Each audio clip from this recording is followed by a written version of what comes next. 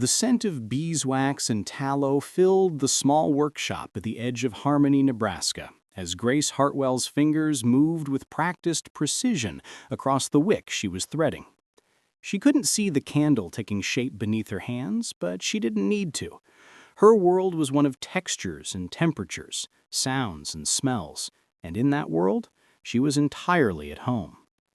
"That's the 43rd candle this week," her father William said from his workbench across the room. Grace heard the pride in his voice, mixed with something else, concern perhaps, or weariness. He was getting older, and the work was harder for him now. 44, actually," Grace corrected with a gentle smile. "You forgot the beeswax pillar Mrs. Henderson commissioned for the church." "So I did," William chuckled. "What would I do without you, daughter?" Grace didn't answer because they both knew the truth. Her father's eyesight was failing after decades of working by candlelight and open flames. Grace, blind since birth, had become the true heart of Hartwell candles. Her fingers could detect imperfections in wax that sighted people would miss. Her sense of smell could determine the exact moment when tallow was properly rendered. Her hearing caught the subtle pop that signaled a wick was about to fail. She was 24 years old, and she'd never seen the candles she created, but she knew them intimately, knew their weight and warmth, their scent and shape, the way they would burn clean and steady in the darkness of a Nebraska winter. December had arrived early this year, bringing with it cold winds that whistled through the gaps in the workshop walls. Grace pulled her shawl tighter and continued her work, rolling beeswax sheets around wicks with movements so fluid they seemed like a dance. "Grace," her father said after a moment, "have you given any thought to what I asked about the Christmas tradition?" Grace's hands stilled. They'd been having this conversation for weeks now, ever since her father had proposed his idea. "I have thought about it. I'm just not sure I'm the right person for it." "You're the only person for it," William insisted. "You have a gift, Grace, not just for making candles, but for understanding people. You hear things in their voices that others miss. You sense their pain and their needs. That's exactly what this tradition requires." The tradition he spoke of was simple in concept but daunting in execution. For years, William had made special memorial candles at Christmas, one for each person in Harmony who died that year.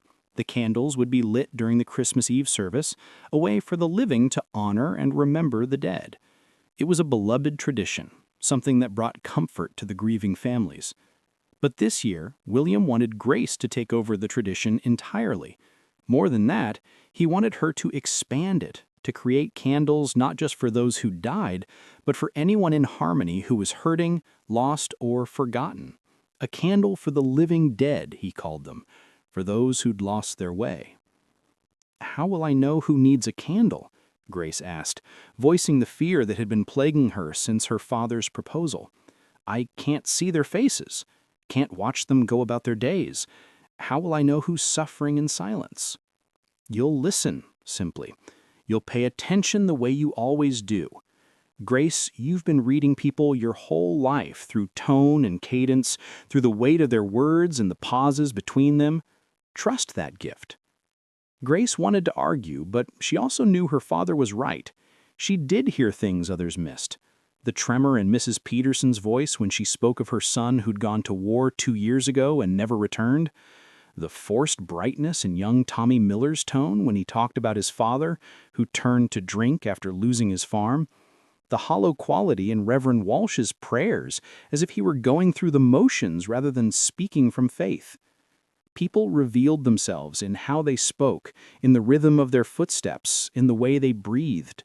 Grace had learned to read these signs the way others read books. "All right," she said finally. "I'll do it. But Father, what if I get it wrong? What if I miss someone who truly needs comfort?" "Then you'll do better next year," William replied. "Grace, perfection isn't the goal. Connection is. These candles are about telling people they're seen, truly seen, even when they feel invisible." The irony wasn't lost on Grace. She, who could see nothing with her eyes, would be tasked with seeing the unseen suffering of her community. Over the following days, Grace began her work. She couldn't go door to door asking people if they needed memorial candles. That would be intrusive, presumptuous. Instead, she listened. She paid attention during church services, during visits to the general store where people gathered to gossip and share news, during the moments when customers came to the workshop to place orders. She heard Mrs. Henderson mention in passing that her sister in Ohio had died of influenza, mention it almost casually, as if it were a small thing. But Grace heard the grief beneath the words.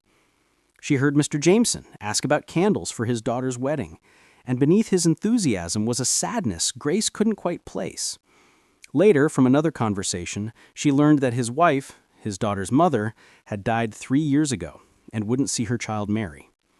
She heard young Sarah Collins talking about Christmas preparations with forced cheer and remembered that Sarah's twin brother had died in a farming accident the previous spring. Each name went into Grace's mental ledger. Each loss was noted, considered, honored. And for each person, Grace began planning a candle. Not just any candle, but one crafted specifically for them, infused with scents and prayers that would bring comfort. For Mrs. Henderson's sister, Grace would add lavender to the wax. Mrs. Henderson had mentioned once that her sister grew lavender in her Ohio garden. For Mr. Jameson's late wife, she'd use the purest beeswax and add a hint of rose oil. She remembered Mrs. Jameson had always worn rose water. For Sarah's twin brother, she'd create a pair of matching candles, because twins should never be separated, not even in memorial. The work consumed her. Every spare moment was spent crafting these special candles, each one a small work of art, each one a silent prayer for healing and remembrance. Her father watched with pride and concern. "You're pushing yourself too hard," he said one evening, when Grace was still working long after dark. "These matter," Grace replied simply. "They matter more than regular candles. They're not just light. They're connection. They're love made tangible." William didn't argue further. He understood because he'd felt the same way about his own memorial candles for years. But he also worried about his daughter, who worked herself to exhaustion for a town that didn't always appreciate her gifts. Grace Hartwell was an oddity in harmony, a blind woman who ran a successful business, who contributed to the community in meaningful ways, who defied expectations at every turn. Some people admired her for it, others found her unsettling, as if her blindness, combined with her competence, was somehow unnatural. But Grace paid little attention to what people thought of her. She had work to do, candles to create, light to bring into darkness. That was enough. On a cold afternoon 2 weeks before Christmas, as Grace was working on a particularly difficult candle, one for a child who died of scarlet fever, she heard the workshop door open. She recognized the footsteps immediately. Steady, purposeful, belonging to someone who walked with confidence. "Good afternoon, Reverend Walsh," she said without turning. "Grace," the Reverend's voice held surprise as it always did when she identified people without seeing them. "How do you always know?"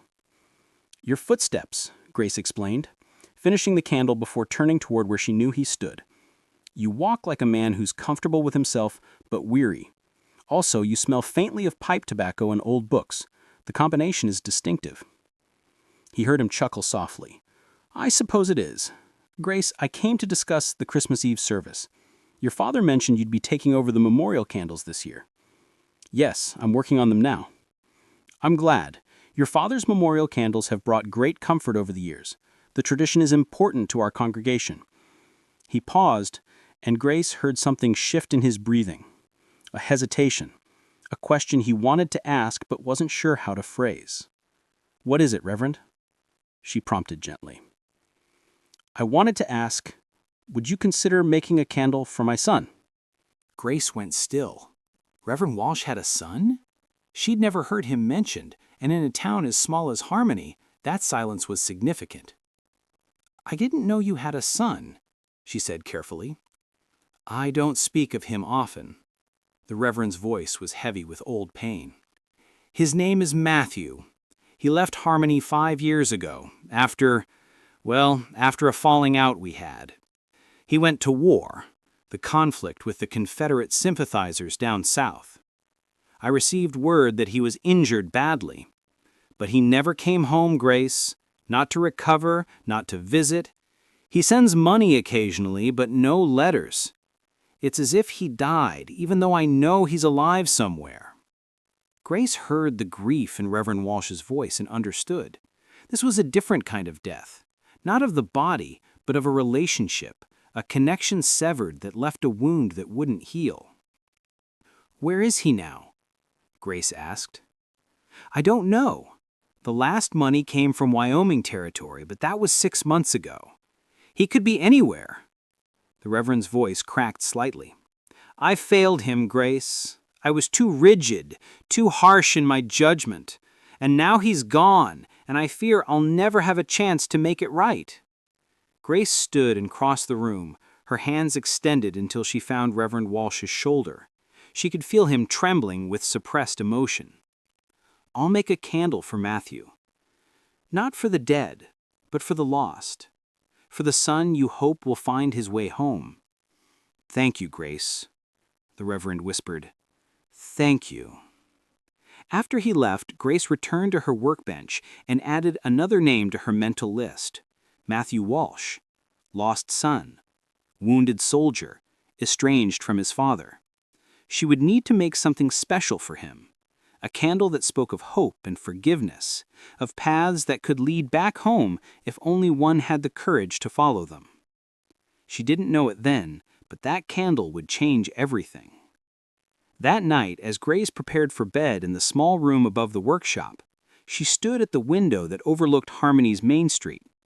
She couldn't see the snow beginning to fall or the lamplights flickering in windows across town, but she could feel the cold radiating from the glass, could smell the clean scent of winter in the air, could hear the distant sound of a dog barking and someone's laughter carrying on the wind. This was her world, one of sensations and sounds, of textures and temperatures, of the subtle ways people revealed themselves without realizing it.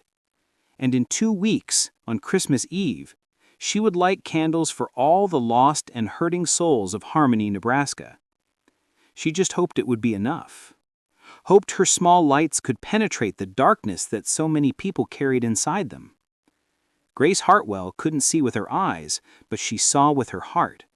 And her heart told her that Harmony, peaceful Harmony, with its quiet streets and gentle people, was filled with more grief than anyone acknowledged. It was time to bring that grief into the light, where it could be witnessed, honored, and perhaps, God willing, begin to heal. 3 days later, Grace was in the general store, her hand resting lightly on her father's arm as he guided her through the crowded aisles. She was gathering supplies for the memorial candles, specific oils and scents that Mr. Carson didn't normally stock but had ordered for her at her request. The store was busy with Christmas shoppers, and Grace let the sounds wash over her. Mrs. Peterson discussing fabric for a new dress, Tommy Miller asking about peppermint sticks, Mr. Jameson ordering supplies for his daughter's upcoming wedding. Beneath the surface cheer, Grace heard the undertones, the forced brightness, the pauses that spoke of remembered loss, the way people's voices changed when they spoke of Christmas plans that would include empty chairs at dinner tables. So many losses, so many candles to make. She was at the counter, carefully counting coins to pay for her purchase, when the door opened with its familiar chime. But the footsteps that followed weren't familiar at all. They were uneven. A step, a pause, a dragging sound, another step. The rhythm spoke of pain, of injury, of someone forcing themselves to walk despite difficulty. And beneath the footsteps, Grace heard breathing that was slightly labored, as if even this simple act of entering a store required effort. The conversations around her faltered, then stopped completely. The silence was sudden and total. Pregnant with shock and something else. Recognition? Fear? Grace couldn't quite identify it. "Matthew?" Reverend Walsh's voice broke the silence, raw with disbelief. "Matthew? Is that really you?" Grace's hand stilled on the coins. Matthew Walsh, the lost son, the estranged soldier. He was here. "Hello, Father." The voice was rough, unused to speaking, and carried an edge of bitterness that made Grace's heart ache. I hope my return isn't unwelcome." "Unwelcome? Son, I've prayed for this moment for 5 years." "Have you? You prayed for the son who left, or the broken thing he became?" Grace heard someone gasp, probably Mrs. Peterson. She heard footsteps moving away, people giving the Walsh men privacy. But Grace stayed where she was, frozen by the rawness of the emotion in Matthew's voice. "Matthew, please, whatever happened between us, whatever I did wrong, we can talk about it. You're home. That's what matters." "This isn't my home anymore." Matthew's voice was flat now, all emotion locked down tight. "I just came back to... I don't know why I came back. Foolishness, probably." "You came back because you belong here," Reverend Walsh said firmly. "Matthew, I need lodging," Matthew interrupted, clearly unwilling to continue the emotional conversation. "Is there a boarding house in town?" "You'll stay with me, of course. Your room is exactly as you left it." "No." The word was sharp, final. "I'll find my own lodging. Good day, Father." Grace heard the uneven footsteps again, moving toward the door. Then, unexpectedly, they stopped. She felt someone's presence near her, close enough that she could smell gun oil and leather, sweat and winter cold, and beneath it all, the metallic tang of old blood and newer pain. "Excuse me," Matthew said, his voice gentler now but still rough. "I need to get past." Grace realized she was blocking the narrow aisle between the counter and shelves. She started to move, but her father's arm wasn't where she expected it. He'd moved toward the Reverend, and she stumbled slightly, disoriented without her usual reference point. A hand caught her elbow, steadying her. The touch was careful despite the obvious strength in it, and Grace felt calluses that spoke of hard labor, of weapons held, of survival. "Thank you," she said, regaining her balance. "You're welcome, miss." Matthew released her immediately, and Grace heard him take a step back, putting distance between them. Then, after a pause, "You're blind." It wasn't a question, and there was no pity in the observation, just statement of fact. Grace appreciated that. "I am. And you're injured. Your left leg?" He heard his sharp intake of breath, surprise at her perception. "How did you—" "Your footsteps. The way you're breathing. You're in pain but trying to hide it. And when you steadied me, you shifted your weight to your right leg." Grace tilted her head, listening to the subtle sounds he made. "It's an old injury, mostly healed but still troublesome, especially in cold weather." For a long moment, Matthew was silent. Then, softly, "You see a great deal for someone who can't see at all." "We all see differently," Grace replied. "I just use different tools." Another pause, and Grace sensed him studying her, trying to understand this blind woman who'd read her injury from sounds alone. She wished she could see his face, know what expression he wore. But she had his voice, and in his voice she heard exhaustion, pain, and a loneliness so profound that it made her chest ache. "Miss," he prompted, asking for her name without asking directly. "Grace Hartwell. My father and I run the candlemaking shop." "Matthew Walsh." He said his name reluctantly, as if even this small identification was difficult. "Though I suppose everyone already knows that." "Your father has missed you," Grace said quietly. "My father has his faith in his congregation. He doesn't need a broken son to shame him."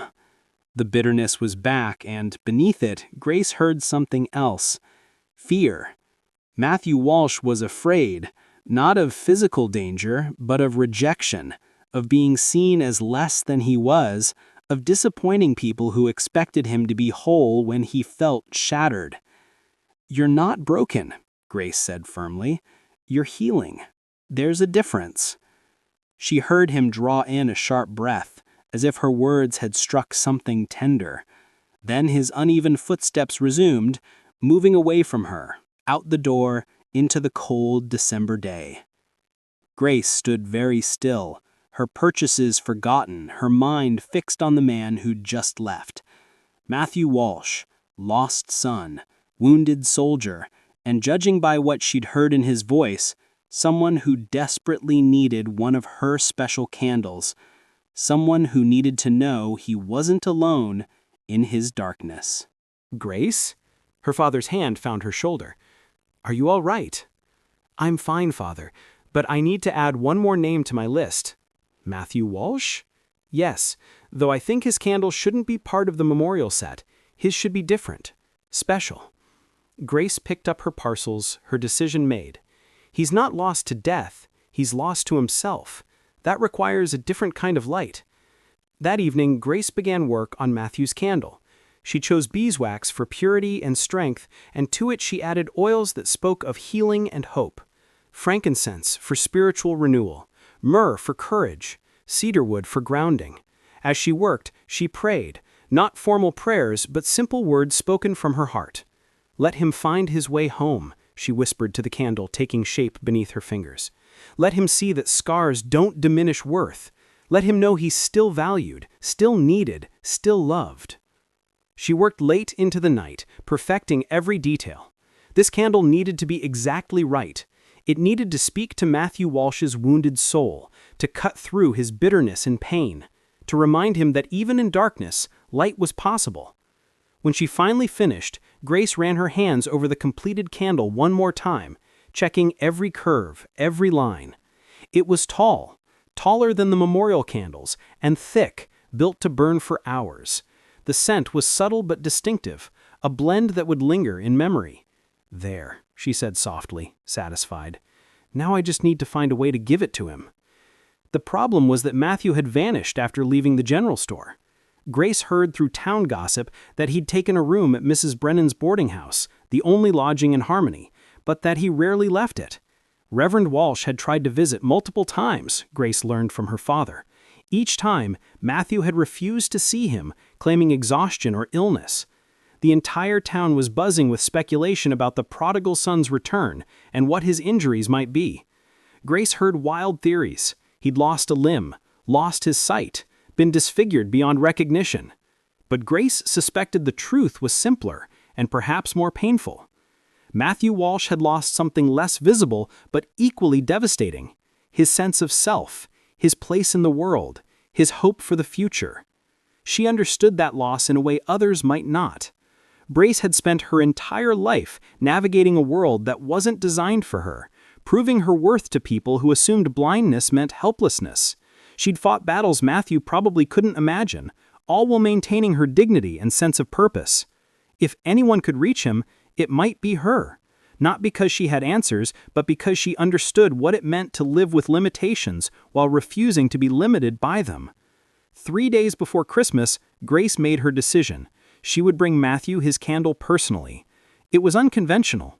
A young unmarried woman visiting a soldier alone, but propriety seemed less important than connection. She waited until evening, when she knew Mrs. Brennan would be in the kitchen preparing dinner. Then, with Matthew's candle carefully wrapped and held in both hands, Grace made her way down Harmony's Main Street. She'd memorized the path years ago. 73 steps from the candle shop door to the corner where the bakery stood. Turn left, 42 steps more to Mrs. Brennan's boarding house. Her cane tapped the frozen ground ahead of her, and her breath misted in the cold air. At the boarding house, Grace climbed the 3 steps to the porch and knocked. Mrs. Brennan answered, her surprise evident in her tone. "Grace Hartwell, whatever are you doing out alone at this hour?" "Good evening, Mrs. Brennan. I've come to see Mr. Walsh if he'll receive me." Mrs. Brennan hesitated. "Dear, I don't know if that's appropriate. I have something for him, a Christmas gift of sorts. I promise I won't stay long." Still Mrs. Brennan hesitated, but I heard the moment she surrendered. "Room 4. Upstairs at the end of the hall. But Grace, he's not the young man who left Harmony 5 years ago." None of us are the same people we were 5 years ago, Grace replied. She climbed the stairs carefully, counting each one, her hand trailing along the banister.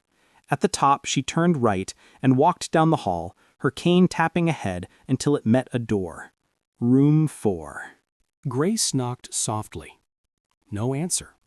She knocked again, more firmly. "Mr. Walsh, it's Grace Hartwell from the candle shop. I have something for you." Still silence. But Grace could hear breathing on the other side of the door, could sense someone standing there, listening, deciding. "Please," she said simply, "I won't take much of your time." Finally, after what felt like an eternity, she heard the door unlock. It opened slowly, and Matthew's voice came from the darkness within. "Miss Hartwell, this is unexpected." "May I come in?" Grace asked. "What I have to give you requires explanation." Another pause, then, "It's not proper for you to be in my room alone." "Then leave the door open," Grace suggested practically. "I'm blind, Mr. Walsh. I can't see anything scandalous even if it were present, and I suspect you value privacy more than propriety right now." She heard what might have been a surprised laugh, quickly stifled. Then Matthew stepped back, and Grace heard the door open wider. "Come in, then. Though I warn you, I'm not fit company." Grace entered carefully, her cane mapping the space. A small room with a bed against one wall, a chair, a washstand. She located the chair and settled into it, placing the wrapped candle on her lap. She heard Matthew close the door, but not latch it, maintaining propriety, and then his uneven footsteps as he moved to sit on the bed. In the enclosed space, Grace could smell him more clearly, soap and clean clothes. But beneath that, the scent of pain and exhaustion, of someone barely holding himself together. "Why are you here?" Matthew asked, rough but not unkind. "To give you this." Grace held out the wrapped candle. "It's traditional in Harmony for my father to make memorial candles at Christmas, one for each person who died during the year. This year, I'm expanding the tradition. I'm making candles not just for the dead, but for anyone who's lost, hurting, or forgotten, people who need to know they're seen, even when they feel invisible." She heard Matthew take the package, heard the rustle of paper as he unwrapped it. Then silence, a long, heavy silence that Grace couldn't quite interpret. "You made this for me?" His voice was barely a whisper. "Yes, it's made with beeswax and oils chosen specifically for healing and hope. When you light it, the scent will remind you that even in darkness, there's still light, that scars don't diminish worth, that you're still valued, still needed, still loved." "You don't know me," Matthew said harshly. "You don't know what I've done, what I've become. You can't see." He stopped abruptly. "I can't see your face, your scars, whatever injury you're hiding," Grace finished gently. "But I can hear your pain, Mr. Walsh. I can sense your loneliness, and I know what it means to be different, to feel like you don't fit, to wonder if you'll ever be accepted as you are." "You're blind," Matthew said. "That's not the same as being broken." "Isn't it? I've been told my entire life that I'm incomplete, that my blindness makes me less capable, less worthy of a full life. People speak to my father about me as if I'm not present. They offer help I don't need and withhold opportunities I deserve. I've had to fight for every scrap of respect and independence I have." Grace's voice was steady but firm. "So yes, Mr. Walsh, I understand what it means to carry a wound that others can see and judge. The only difference is, I was born with mine, while yours came later." The silence that followed was different now, thoughtful rather than defensive. Grace heard Matthew move, heard the sound of him picking up the candle again, running his hands over it the way she did. "It's beautiful," he said finally. "I can't remember the last time someone gave me something beautiful. It's meant to be burned, not just admired. Light it when the darkness feels too heavy. Let it remind you that you're not alone." "I am alone, Miss Hartwell." That's the whole problem. Then stop being alone, Grace said simply. Come to the Christmas Eve service. Let people see you, really see you, not the imagined monster you've built in your mind. Give them a chance to welcome you home. They'll pity me. Maybe some will, but others will simply be glad you're alive. Your father will be glad. And Mr. Walsh, pity is just love filtered through awkwardness. People don't know how to express care for someone who's suffered, so it comes out as pity. But the caring underneath is real. Matthew was quiet for a long time. Then, "You're remarkable, Miss Hartwell. Has anyone ever told you that?" "Not in those words. Usually people tell me I'm inspiring or brave, which really means they're surprised I function at all." He laughed, a real laugh this time, rusty but genuine. "I think we might understand each other better than most people would expect." "I think we might," Grace agreed. She stood, locating her cane. "I should go before Mrs. Brennan decides I've been compromised. But Mr. Walsh, please consider coming to the service. There will be candles for all of Harmony's lost and hurting souls. Yours will be among them." "What if I'm not ready?" "Then come anyway and be unready in community rather than in isolation. Being ready is overrated. Sometimes we just need to show up and let others help us through." She found the doorknob, but before she could turn it, Matthew spoke again. "Miss Hartwell, Grace, thank you. For the candle. For your words. For seeing me when I've been trying to stay invisible." "You're welcome, Matthew Walsh. Now stop hiding and come home. Your father is waiting." She left then, making her way back down the stairs and out into the cold December night. As she walked home, she'd thought about Matthew, his voice rough with pain, his attempts to hide his vulnerability, the loneliness that radiated from him like cold from winter stone. She'd done what she could, given him a light in his darkness. Now it was up to him to decide whether to let that light in or to keep sitting alone in the dark. Grace prayed he'd choose the light, but even if he didn't, she'd tried, and sometimes trying was all anyone could do. 2 days before Christmas, Grace was in the workshop completing the last of the memorial candles when she heard the now familiar, uneven footsteps approaching the door. Her heart lifted slightly. Matthew had come. The door opened, letting in a blast of cold air along with the man himself. Grace set down her work and turned toward where she knew he stood. "Mr. Walsh, I didn't expect to see you here." "Call me Matthew, please." His voice was less harsh today, though still carrying that edge of pain. "And I wanted to see where you work, to understand how you create these candles." "You're welcome to observe," Grace said, gesturing toward the workshop, "though I should warn you, candle making isn't particularly exciting to watch." "I don't mind." She heard him move further into the room, heard the drag of his leg on the wooden floor. "Your father isn't here." "He's at the general store. His eyes have been troubling him lately, so I've been handling most of the detail work." Grace returned to her bench and picked up the candle she'd been finishing, a memorial for Sarah Collins' twin brother. "Did you light your candle?" A pause. Then, quietly, "Yes, last night. You were right about the scent. It lingered, made the whole room smell like hope, I suppose. If hope has a scent." "Hope does have a scent," Grace said firmly. "It smells like beeswax and frankincense, of morning after a long night, of the first day of spring after winter. Hope is real and tangible, Matthew. You just have to let yourself believe in it." "I'm trying to." He said it so softly Grace almost missed it. "Then tell me about this candle you're working on. Who's it for?"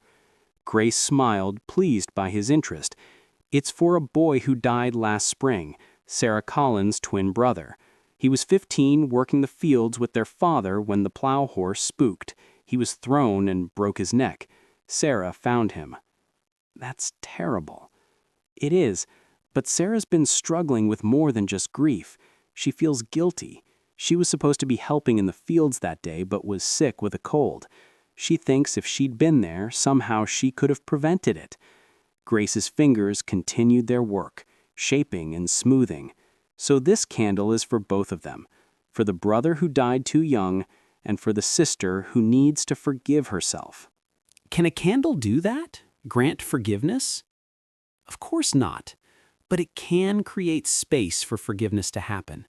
It can be a focal point for grief, a tangible way to honor the dead and acknowledge the living's pain.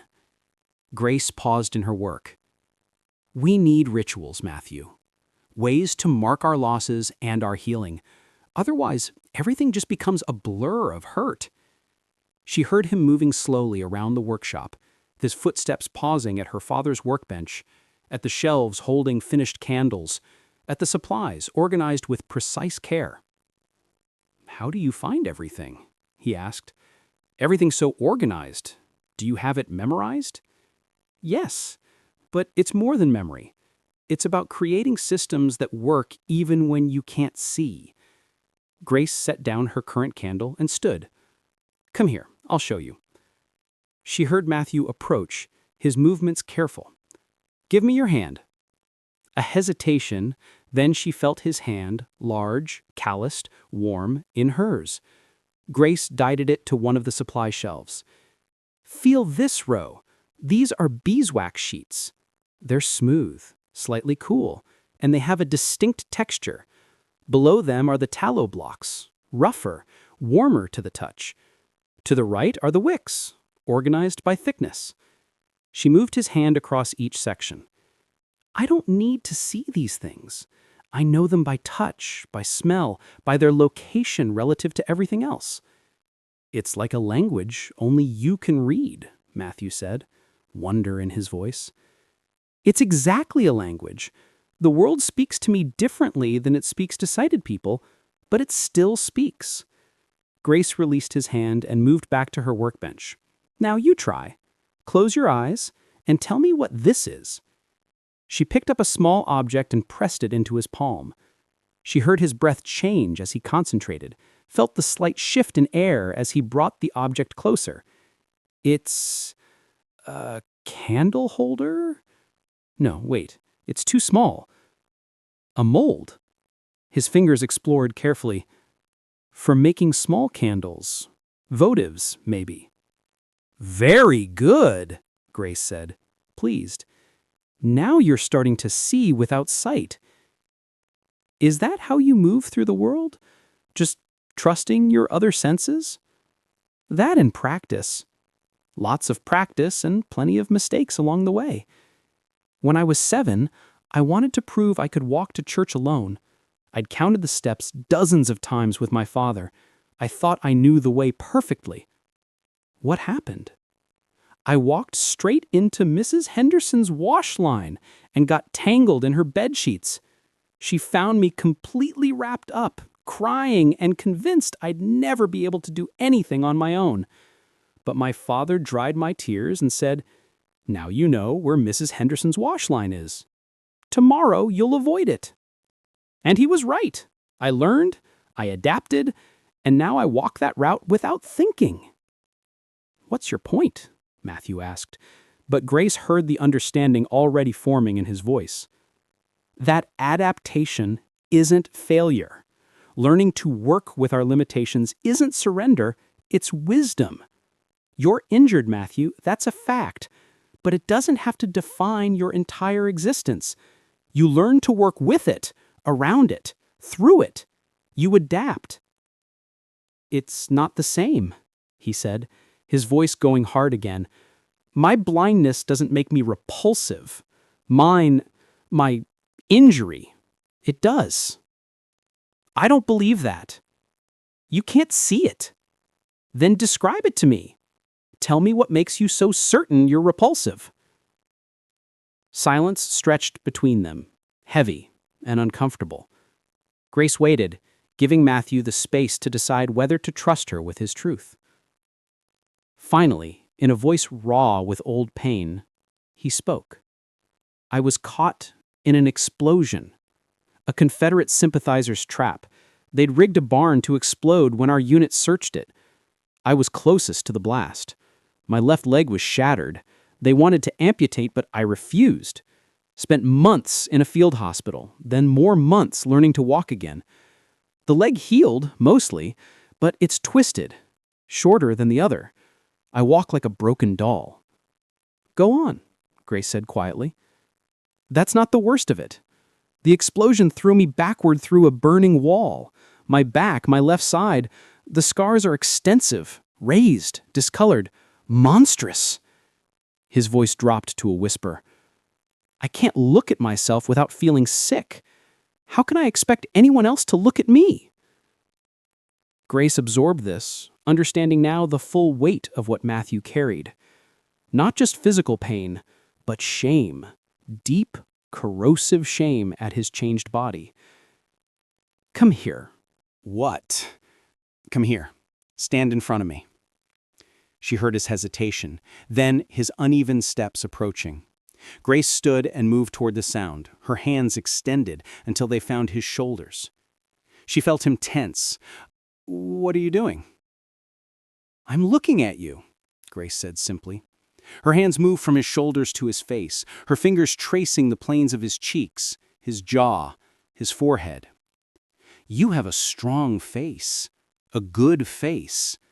You're frowning, probably because you're uncomfortable, but there's kindness in your mouth, intelligence in the set of your head. Grace, shh, I'm not finished. Her hands moved to his neck, feeling his pulse jump beneath her fingertips, then down to his shoulders again. You're broader than I expected. Strong. You carry yourself like someone who's used to protecting others. That was a long time ago. Was it? I don't think so. When you steadied me in the general store, your first instinct was to help, not to hide. That instinct doesn't disappear just because you're wounded.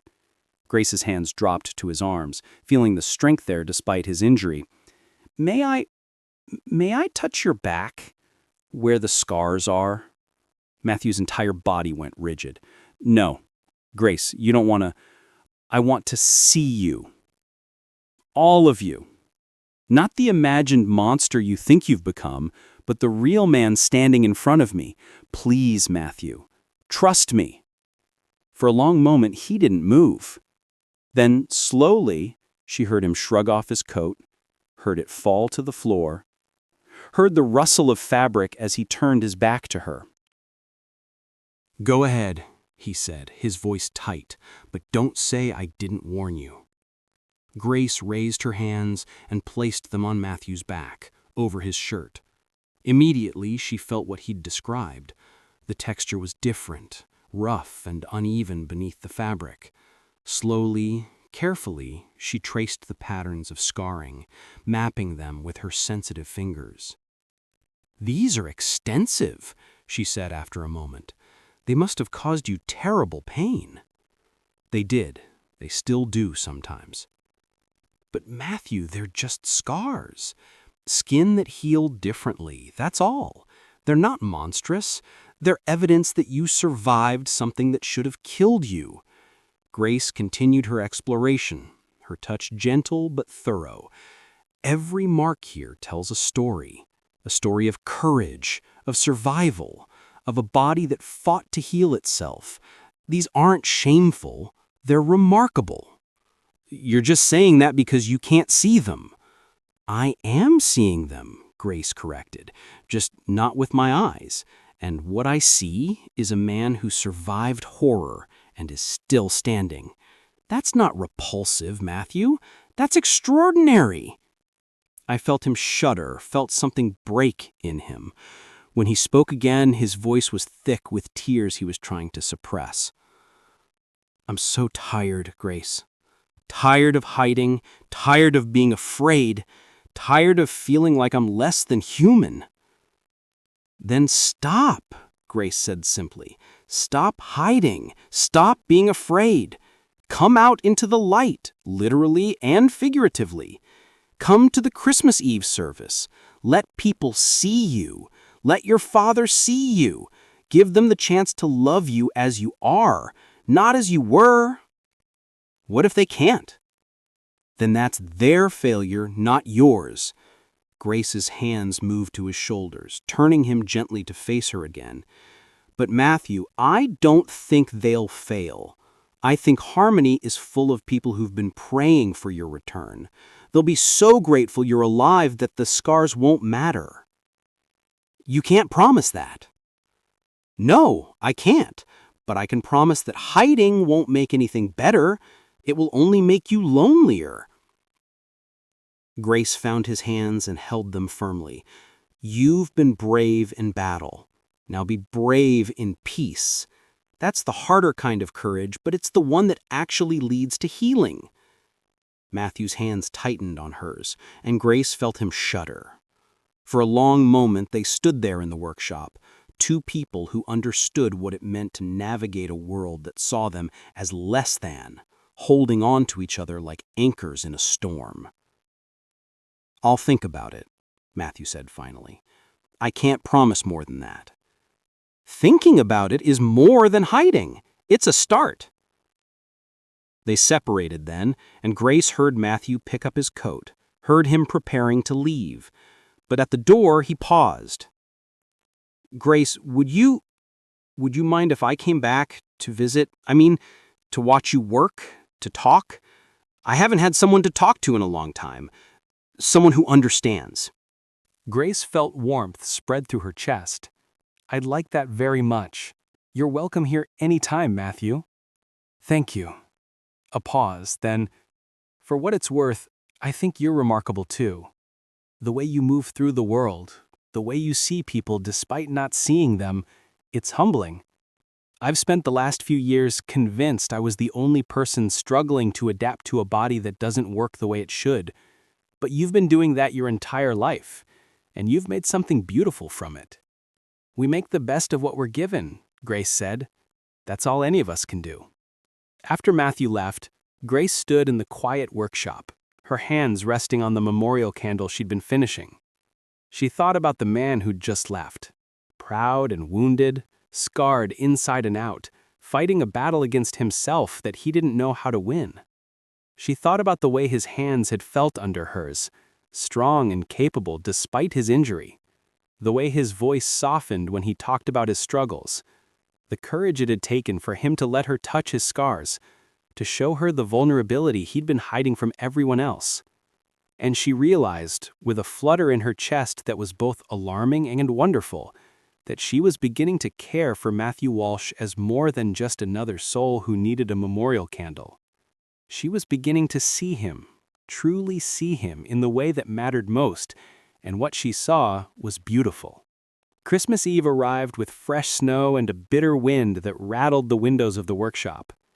Grace had been working since dawn, putting the final touches on the last of the memorial candles, 73 in total, far more than her father had ever made in a single year. Each one was unique, crafted with specific scents and prayers for specific people. Some were for those who'd died, others were for the living who'd lost their way. Each one represented hours of work, of listening and understanding, of trying to capture in wax and scent what words could never fully express. Matthew had visited the workshop 3 times in the past 2 days, ostensibly to observe her work, but really, Grace suspected, because he needed the connection, the sense of not being alone. They'd talked about everything and nothing. His time in the war, her childhood learning to navigate a sighted world, their shared understanding of what it meant to be different. Grace found herself looking forward to his visits with an intensity that surprised her. She listened for his uneven footsteps, smiled when she heard his voice, felt a warmth in his presence that had nothing to do with the workshop stove. She was falling for him. The realization had come gradually, then all at once. Matthew Walsh, with his scars and his pain and his desperate attempt to hide his goodness beneath layers of bitterness, he touched something in Grace that she thought would remain untouched forever. Most men in Harmony treated Grace with a mixture of pity and discomfort. They admired her competence, but couldn't imagine her as a romantic partner. Grace had made peace with likely remaining unmarried, focusing instead on her work and her contributions to the community. but Matthew didn't treat her like a curiosity or an object of pity. He treated her like an equal, someone who understood struggle and adaptation, someone who'd fought similar battles against a world that wanted to diminish them. In his presence, Grace felt seen in a way she'd never experienced before. "Grace," her father's voice interrupted her thoughts. "The candles are ready." "Yes, Father. All 73 of them." William Hartwell moved closer, and Grace heard the pride in his breathing, the way he paused to examine her work, even though his failing eyes could barely make out the details. "These are the finest candles I've ever seen," he said quietly. "Your mother would be so proud. I'm so proud." Grace felt tears prick her eyes. Her mother had died when she was 8, lost to fever that had swept through Harmony one terrible summer. Her memories of her were fragmentary: a voice singing lullabies, hands that smelled of herbs, a warmth that meant safety and love. "Do you think they'll help?" Grace asked. "The candles, I mean. Will they bring comfort to people who are hurting?" "They already have," William replied. "I've heard people talking about them all week. Everyone knows about the memorial candles, about how you've expanded the tradition. People are curious, moved. Some are even a little afraid. Afraid of being seen, perhaps. Afraid of having their private grief made public. That's not my intention." I know it's not. But Grace, what you're doing is powerful. You're forcing people to acknowledge losses they'd rather hide, to face grief they've been avoiding. That's uncomfortable but necessary. Healing can't happen in darkness. It requires light. Grace nodded, understanding but still nervous. Tonight, during the Christmas Eve service, all 73 candles would be lit. Each one would be accompanied by a name, or, in some cases, a simple description if the person being honored was still living and might not want to be identified publicly. She'd written out the list for Reverend Walsh, who would read each name or description as the corresponding candle was lit. It would take time, would stretch the service longer than usual, but the Reverend had agreed that it was important. "Has Matthew decided whether he'll attend?" William asked, as if reading Grace's thoughts. "I don't know. He said he'd think about it." "He should come. It would mean a great deal to his father." "He should come for himself," Grace corrected. "Not for his father's sake, but for his own. He needs to stop hiding." "Perhaps your candle will convince him." Grace touched the special candle she'd made for Matthew, taller than the others, infused with the scents she'd chosen so carefully. It sat apart from the memorial candles, waiting. She planned to light it whether Matthew attended or not, a beacon calling to a lost soul, telling him he was seen and valued and loved. Loved. The word caught in Grace's thoughts. Did she love Matthew Walsh? Or was she simply drawn to him because he understood her in ways others didn't? Grace didn't have answers, only the certainty that Matthew mattered to her in a way that felt both terrifying and wonderful. That afternoon, as Grace and her father transported the candles to the church, carefully loading them into a wagon and securing them against the cold, Matthew appeared. "Let me help," he said, his voice leaving no room for argument. Together, the three of them made multiple trips, carrying candles from workshop to church. Matthew's injured leg made him slower, but he was strong and capable, handling the candles with surprising gentleness. At the church, they began arranging the candles on the tables Reverend Walsh had set up for the purpose. Each candle would be lit during the service, creating a display that would fill the sanctuary with light and meaning. "This is remarkable," Reverend Walsh said, arriving to check on their progress. He paused when he saw his son, and Grace heard the sharp intake of breath, the emotion barely contained. "Matthew, I didn't expect to see you here." "I'm just helping with the candles," Matthew replied, his voice carefully neutral. "Nothing more?" "Of course, but it's still good to see you. to see you helping, being part of the community again." An uncomfortable silence stretched between father and son. Grace felt the weight of all the unsaid things, the years of estrangement, the hurt on both sides that had never been properly addressed. "Reverend," she said gently, "could you help my father with the candles in the sanctuary? I want to check the arrangements out here." It was a transparent excuse to give Matthew and his father a moment alone, but Reverend Walsh accepted it gratefully. He and William moved away, leaving Grace and Matthew in the church vestibule. "You didn't have to do that," Matthew said quietly. "I know, but you need to talk to your father, Matthew. Really talk, not just exchange careful pleasantries." Grace found a bench and sat, patting the space beside her. "Sit with me for a moment." I heard Matthew's uneven steps, felt the bench shift as he sat down heavily. For a moment, they were both quiet, the only sound the distant murmur of William and Reverend Walsh arranging candles. "I don't know what to say to him," Matthew admitted. "There's so much hurt, so much time lost. How do you begin to bridge that gap?" "With honesty," Grace replied. "Tell him what you told me about your fears, your shame, your struggle to accept yourself as you are now. Give him the chance to love you despite what you see as flaws." "What if he can't? What if he's disappointed in what I've become?" "Then he's a fool. But I don't think he is. I think he's a father who's been grieving his son for 5 years, who prays every night for your safe return, who would give anything to have you home again. The scars, the injury, I promise you, Matthew, those don't matter to him." How can you be so certain? Because I've heard him talk about you. I've heard the love in his voice, the regret, the desperate hope. Whatever happened between you 5 years ago, whatever drove you away, he spent every day since then wishing he could take it back. Grace turned toward where she knew Matthew sat. "Don't punish him forever for being imperfect. We're all imperfect, Matthew. All of us are doing our best and failing more often than we succeed." "You never fail," Matthew said softly. "You're the most capable person I've ever met." Grace laughed, genuinely amused. "I fail constantly.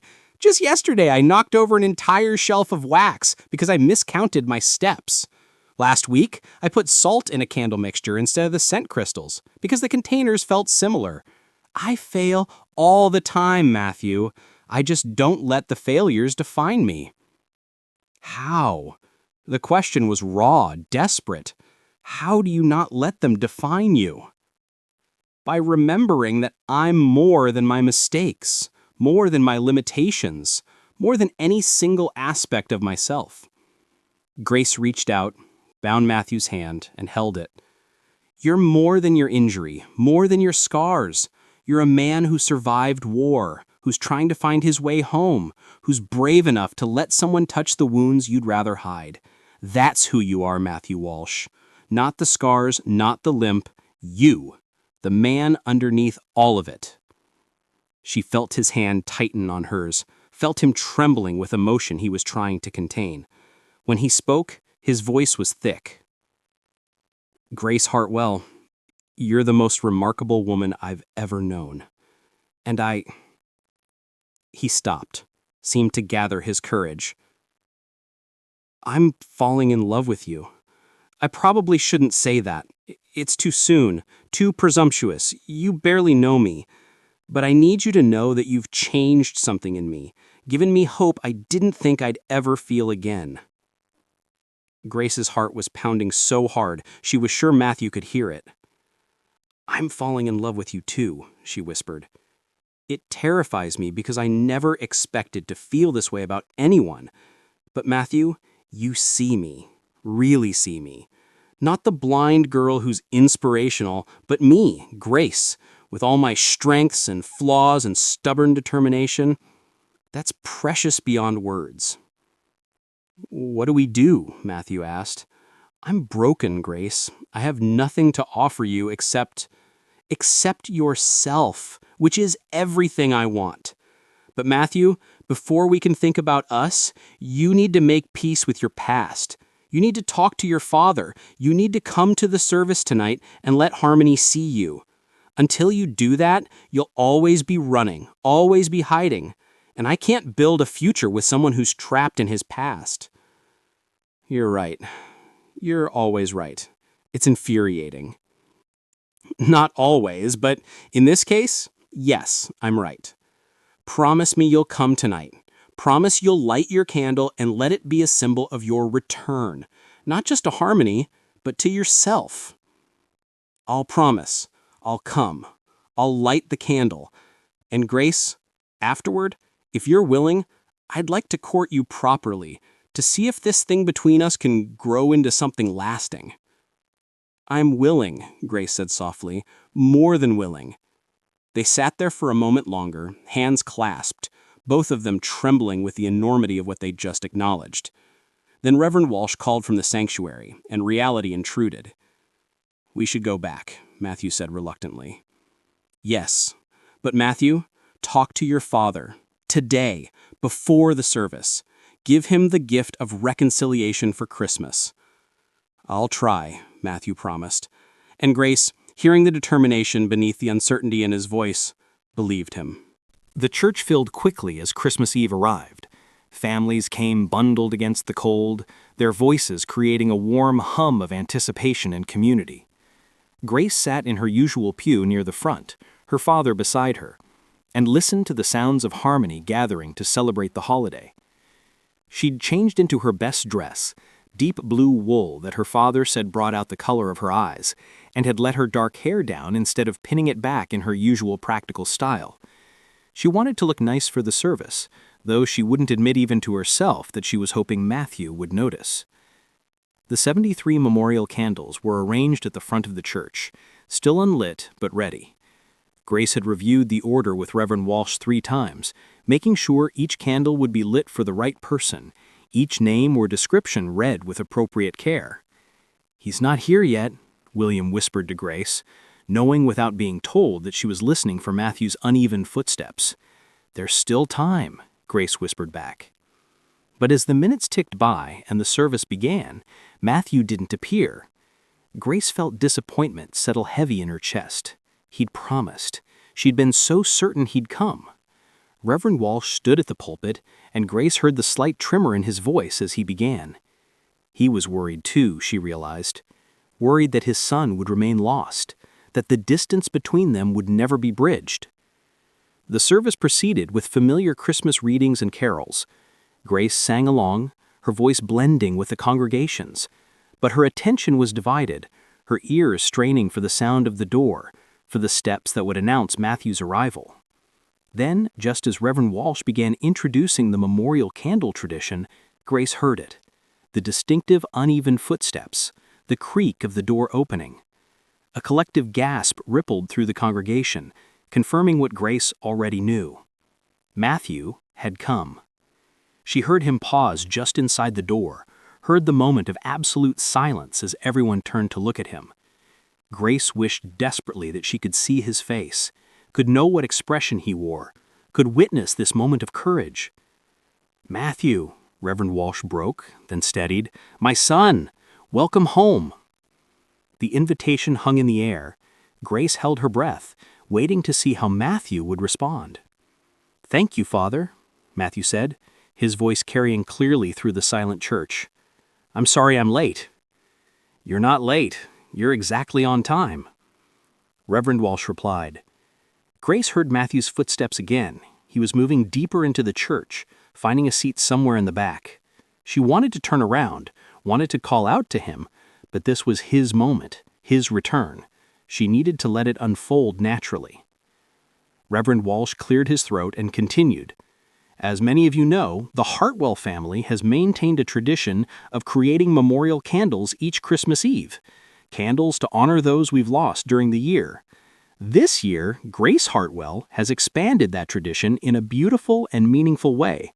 She has created candles not only for those who have died, but for anyone in our community who is lost, hurting, or forgotten. People who need to know they are seen, valued, and loved. A murmur went through the congregation. Grace heard curiosity, surprise, and something else, recognition perhaps, as people wondered if they were among the honored. As I read each name or description, Grace's father William will light the corresponding candle. I ask that we maintain silence during this lighting, giving each person their moment of remembrance and honor. He began to read. Grace listened to the names, familiar names, beloved names, names that spoke of loss and love. For Thomas Henderson, who died at age 73 after a life well lived. For Emily Brennan, taken by fever at age 6. For Sarah Collins' twin brother, James, lost too young. For Mrs. Henderson's sister in Ohio, who will be missed. Grace heard matches striking, heard the slight sound of wicks catching flame. She imagined the growing light, each candle adding to the illumination, pushing back the darkness one small flame at a time. Then Reverend Walsh's voice changed slightly as he moved from the dead to the living. For a mother grieving a son who has not returned from war. For a father who has lost his faith but not his family. For a young woman learning to live with loss. For a widow facing her first Christmas alone. Each description was vague enough to protect privacy, but specific enough that the person being honored would recognize themselves. Grace heard sniffles throughout the congregation, heard people crying quietly as their private griefs were acknowledged publicly, gently, lovingly. The lighting continued, candle after candle, name after name. The sanctuary grew brighter with each flame, and Grace could feel the warmth increasing, could smell the subtle mix of scents, beeswax and tallow, lavender and rose, frankincense and myrrh. Finally, Reverend Walsh reached the last candle, Matthew's candle, the one Grace had crafted with such care. For a soldier who has returned home bearing wounds both seen and unseen, the Reverend read, his voice thick with emotion. A son who is loved beyond measure, whose absence has been a constant ache, whose presence now is the greatest Christmas gift his father could receive. For Matthew Walsh, welcome home. The church was absolutely silent.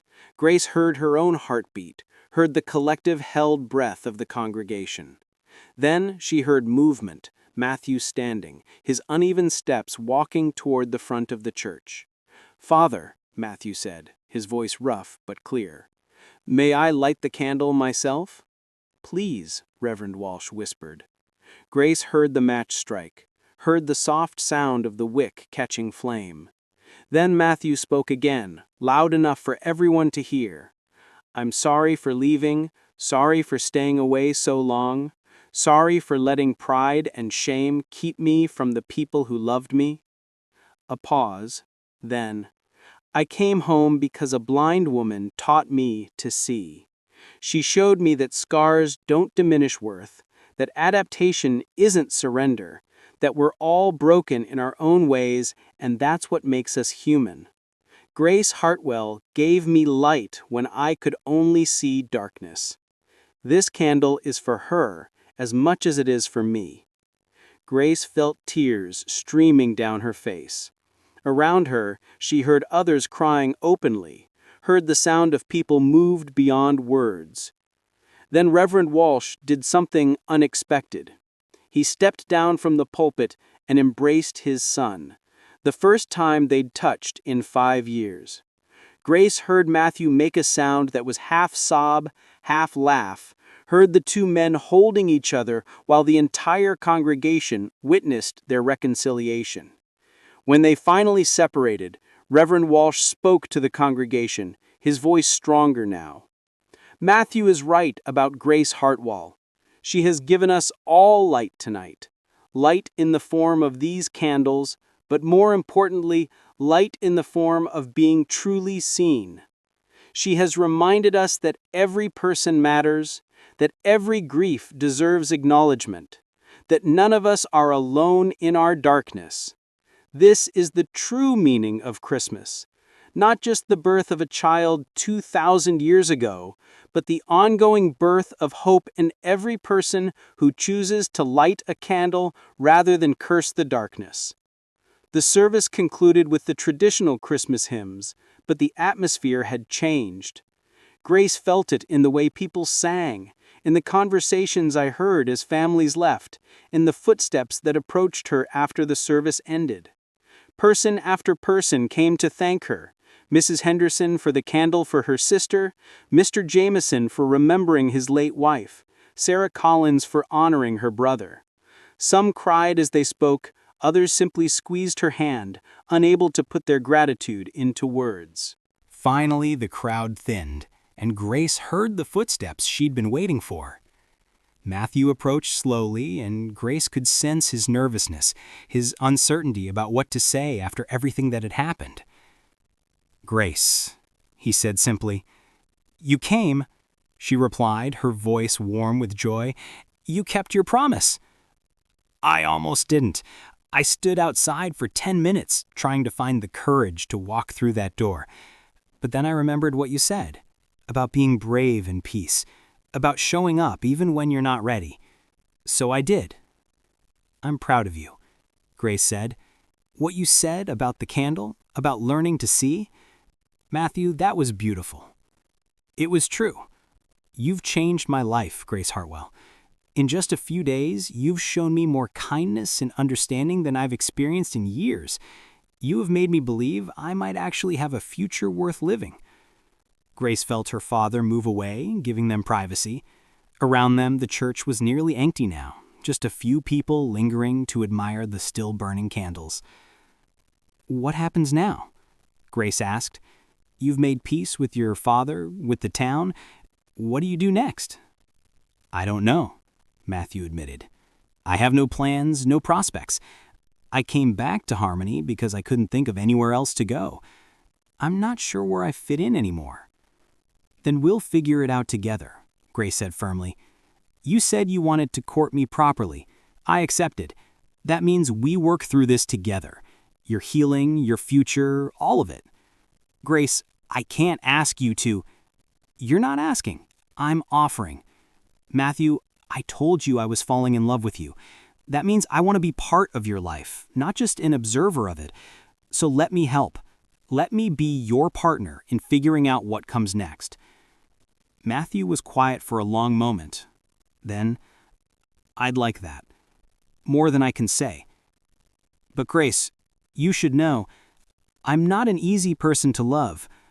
I have nightmares, bad days when the pain is overwhelming, moments when the darkness feels like it's going to swallow me whole. Are you sure you want to take that on?"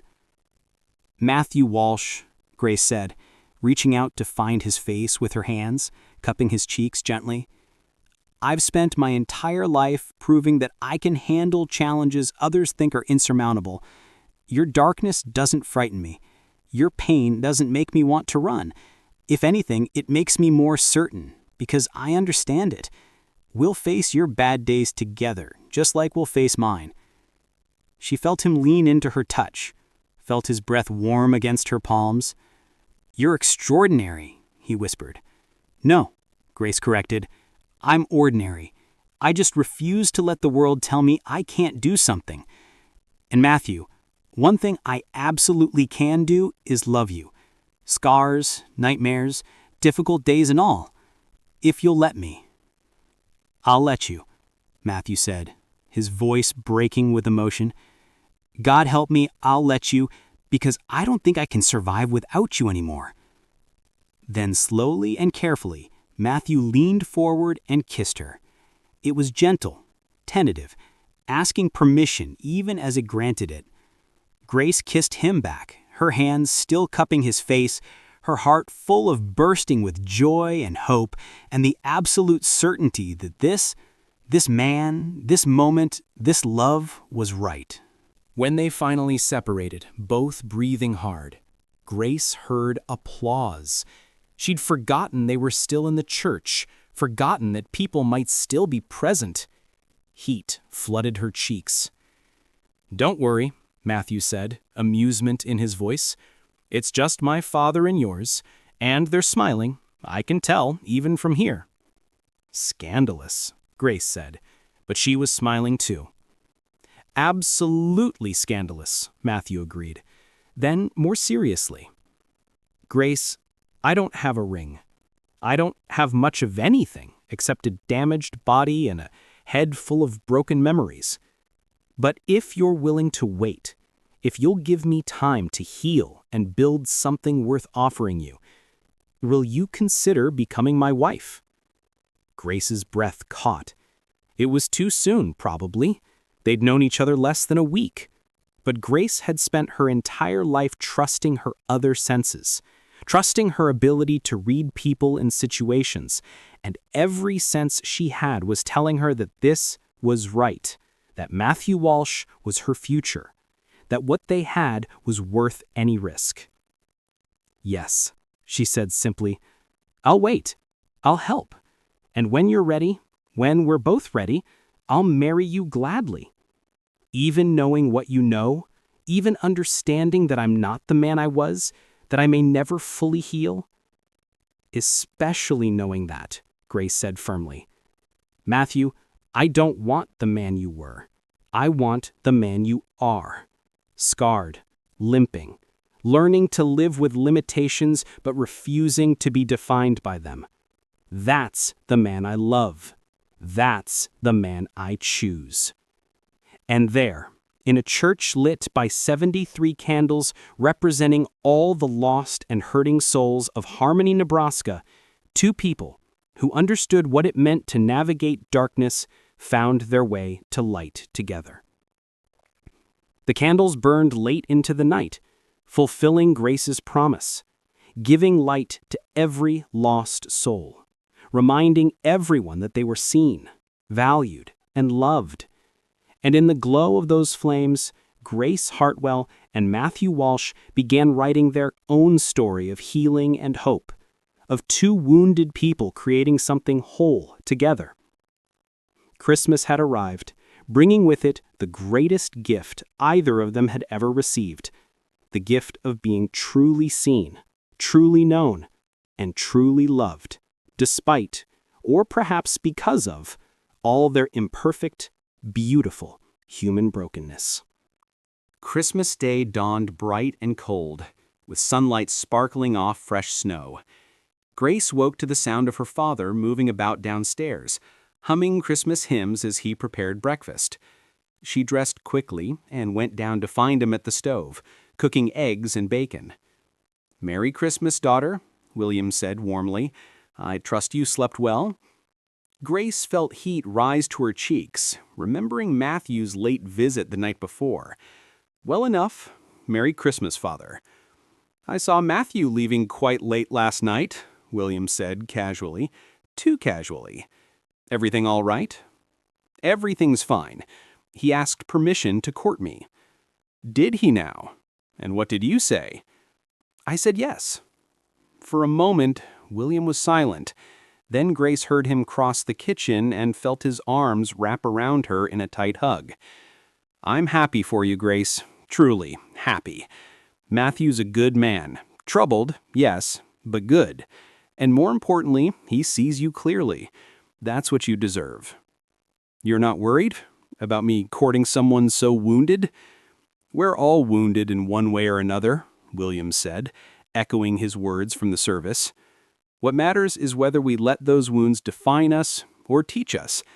I think Matthew's learning to let his wounds teach him, and I think you're the perfect person to help him learn that lesson." They ate breakfast together, then attended the Christmas Day service at church. The building was full again, and Grace noticed how many people stopped to greet Matthew warmly as he and his father entered together. The prodigal son had truly come home. After the service, Reverend Walsh invited Grace and William to Christmas dinner at his home, a modest parsonage next to the church. Grace accepted, pleased at the opportunity to see Matthew again so soon. The dinner was simple but warm. Roasted chicken, potatoes, vegetables from the root cellar, and an apple pie that Reverend Walsh admitted with embarrassment he'd purchased from the bakery rather than making himself. He said, "I'm a man of many talents, but cooking isn't one of them." Grace and Matthew sat beside each other at the table, and Grace was acutely aware of him, his warmth, his scent, the way he described the food on her plate without her needing to ask. He was learning to anticipate her needs without making her feel helpless, a balance that most people struggled with. After dinner, Matthew offered to walk Grace home so William could stay and visit with the Reverend. As they stepped out into the cold afternoon, Grace heard Matthew take a deep breath. "I need to tell you something about my injury, the full truth of it. You don't have to. I do.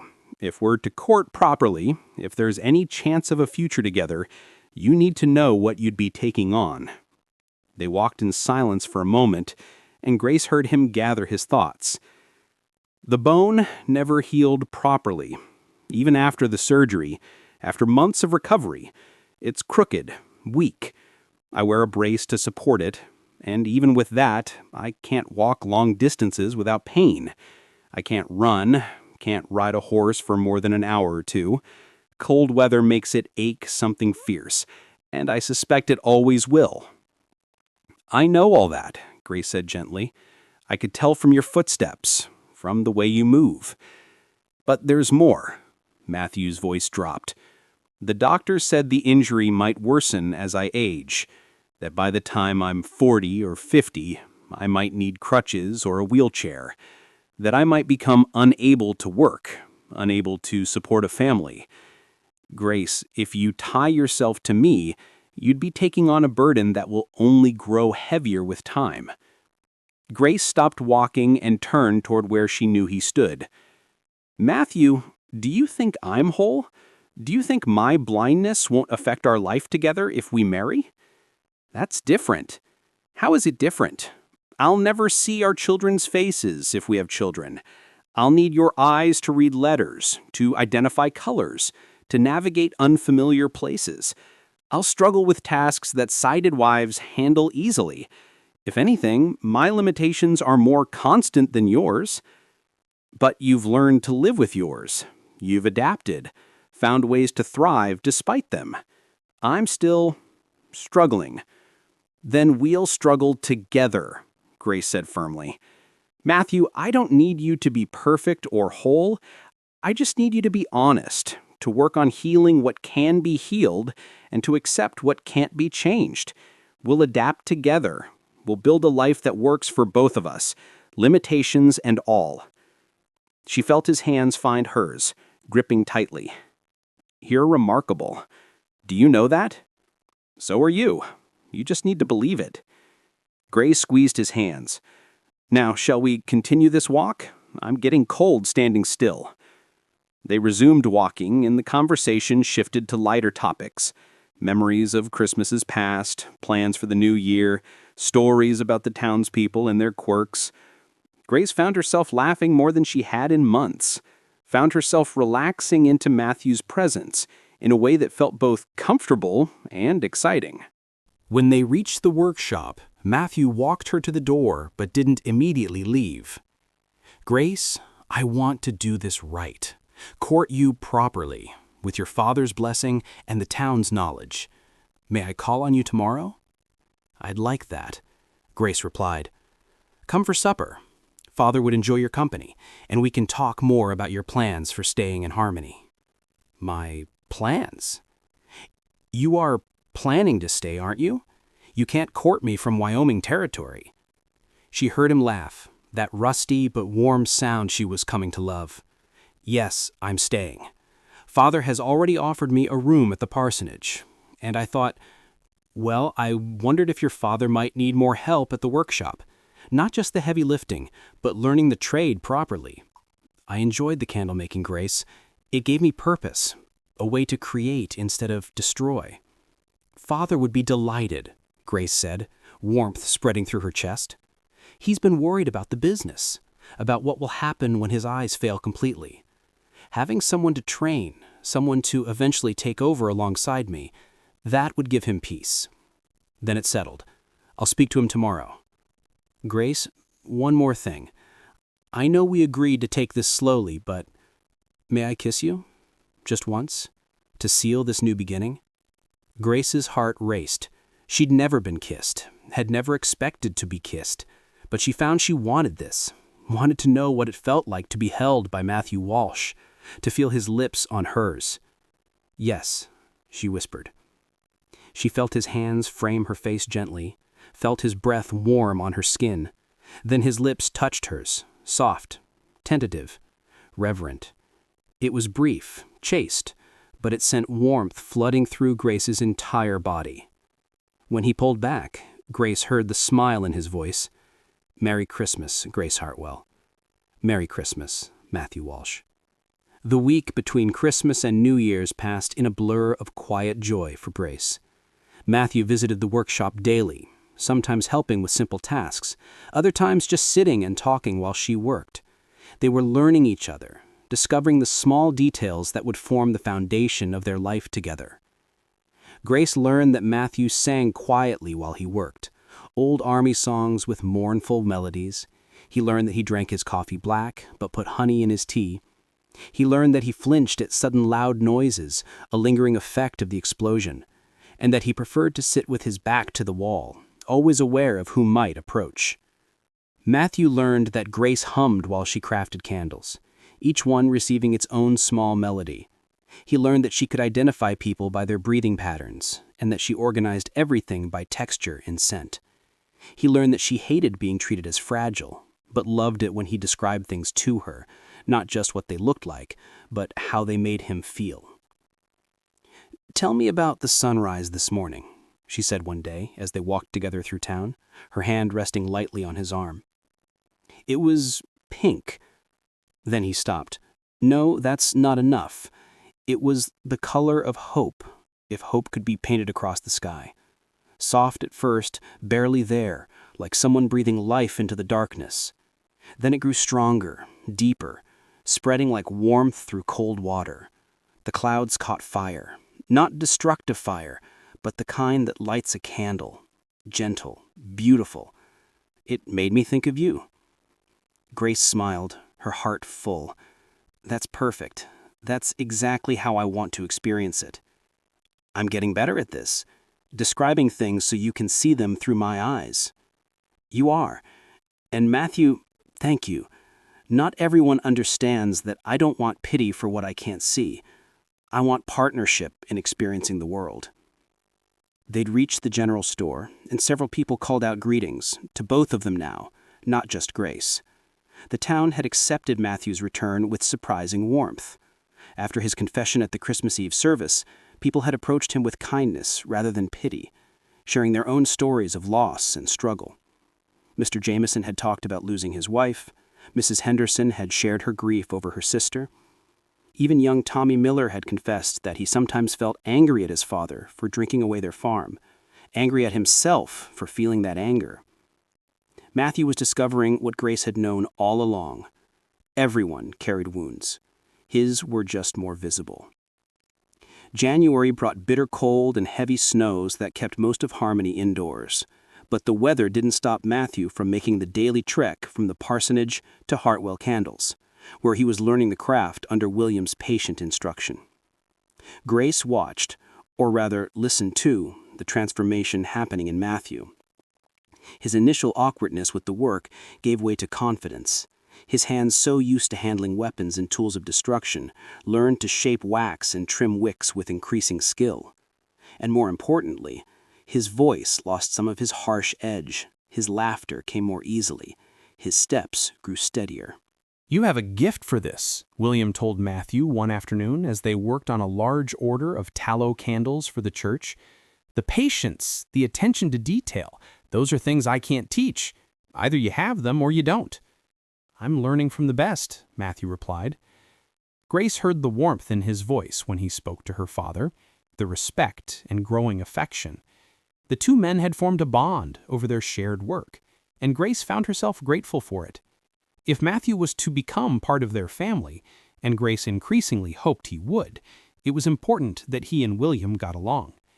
In the evenings, after the day's work was done, Matthew would stay for supper. They'd eat together, the three of them, and then Grace and Matthew would sit by the fire while William retired upstairs to give them privacy. During these quiet hours, Grace and Matthew talked about everything, their childhoods, their hopes, their fears. Matthew spoke more about the war, about the guilt he still carried, about the nightmares that sometimes woke him in the dark hours of morning. Grace shared her own struggles, the frustration of being underestimated, the loneliness of being different, the fear that she'd never be enough for someone. "You're more than enough," Matthew always said when she voiced that fear. "Grace, you're everything." One particularly cold evening in late January, as they sat close to the fire for warmth, Matthew asked Grace a question that had clearly been on his mind. "When did you know you cared for me? Was it immediate or gradual?" Grace thought about it, running her fingers over the embroidery on her shawl, a nervous habit. "Gradual, I think. At first, you were just another lost soul I wanted to help. But then, as we worked together, as we talked, I started to hear past your pain to the person underneath. And that person, he was kind despite his wounds, creative despite his guilt, brave despite his fear. That's who I fell for. The Matthew underneath the soldier, underneath the injury." "And when did you know you loved me?" Matthew asked softly. The question caught Grace off guard. Love. They hadn't used that word yet, had been dancing around it for weeks. But hearing it spoken aloud made Grace's heart race. "I'm not sure I do," she said carefully. "Not yet. I care for you deeply, Matthew, but love, real love, that takes time. That's built on trust and shared experience, and knowing someone at their worst as well as their best." "That's fair," Matthew said, and Grace heard no hurt in his voice, only understanding. "I think I'm falling in love with you, Grace.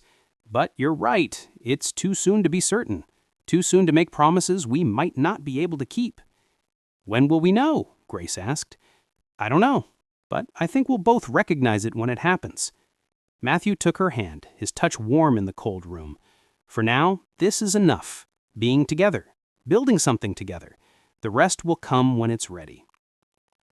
They sat in comfortable silence after that, hands clasped, listening to the fire crackle and the wind howl outside. Grace felt peaceful in a way she rarely did, content with the present moment rather than worrying about the future. But peace, Grace had learned, was often temporary. The trouble came on a gray February afternoon when a stranger arrived at the workshop. Grace heard unfamiliar footsteps, confident, purposeful, military in their precision, and immediately tensed. "Can I help you?" William asked from his workbench. "I'm looking for Matthew Walsh. I was told he works here." Grace set down her work and stood. Something about this man's presence felt wrong, threatening. "May I ask who's inquiring?" "Captain Benjamin Drake. I served with Matthew during the war." There was a pause. "Is he here?" "I'm here." Grace heard Matthew emerge from the back room, where he'd been working on a complicated pour. His voice was flat, carefully emotionless, so different from the warmth he'd developed over the past months. "Captain Drake, I didn't expect to see you again." "I'm sure you didn't."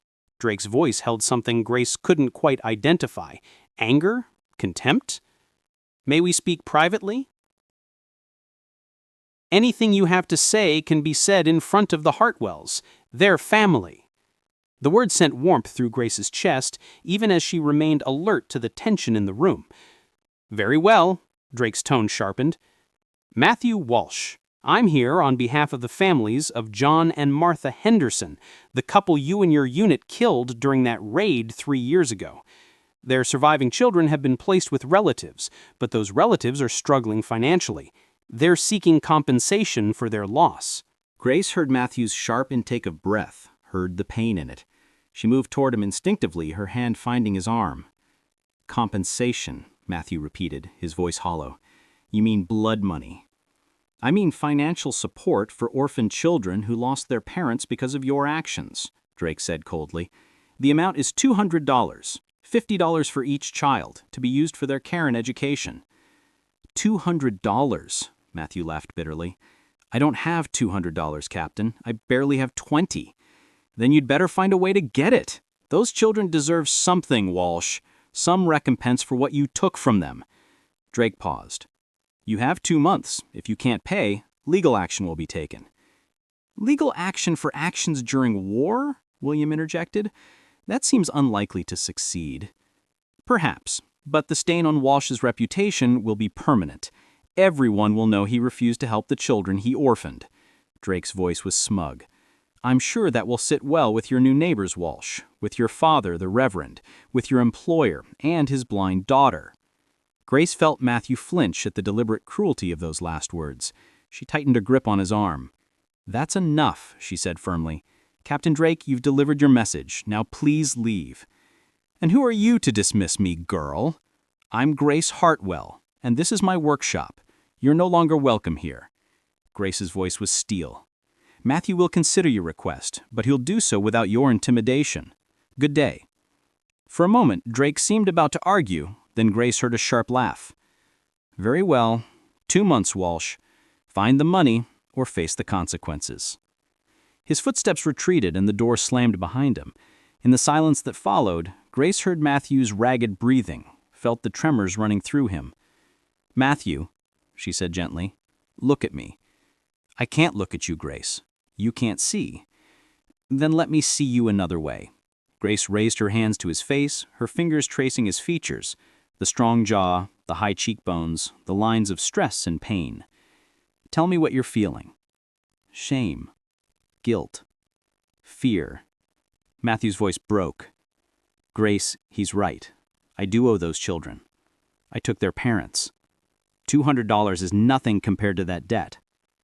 "But you don't have $200, William said practically. "And even if you did, paying Drake wouldn't absolve your guilt. You know that." "What else can I do?" Grace's mind was racing. $200 was a fortune, more than the workshop earned in 6 months. But there had to be another way, some solution that didn't involve Matthew bankrupting himself for what might not even reach the children. "We need more information," she said slowly. "Captain Drake could be lying about the children's circumstances, or he could be planning to pocket the money himself. Before we do anything, we need to verify his claims." "How?" Matthew asked. "We find the children, learn where they are, who's caring for them, what they actually need." Grace turned toward her father. "Father, don't you have a sister in Kansas, near where the Hendersons lived?" "I do," William confirmed, catching on to Grace's thinking. "Aunt Miriam in Lawrence. She'd know the local families, could ask around discreetly." "Then we write to her," Grace decided. "We find out the truth before Matthew gives Drake anything." "But if it is true," Matthew said quietly, "if those children do need help, I have to pay. I have to do something to make amends." "Then we'll figure it out together," Grace said firmly. "But Matthew, we do it smart. We don't let Drake manipulate you with guilt and shame.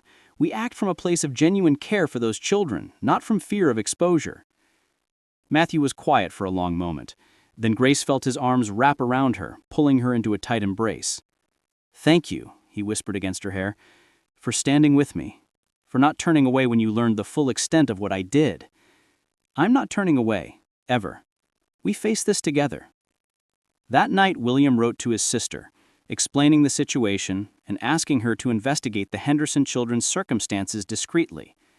The letter would take weeks to reach Kansas and weeks more for a reply, but it was a start. In the meantime, Grace and Matthew continued their courtship, though Drake's visit had cast a shadow over it. Matthew grew more withdrawn, his old guilt and shame creeping back.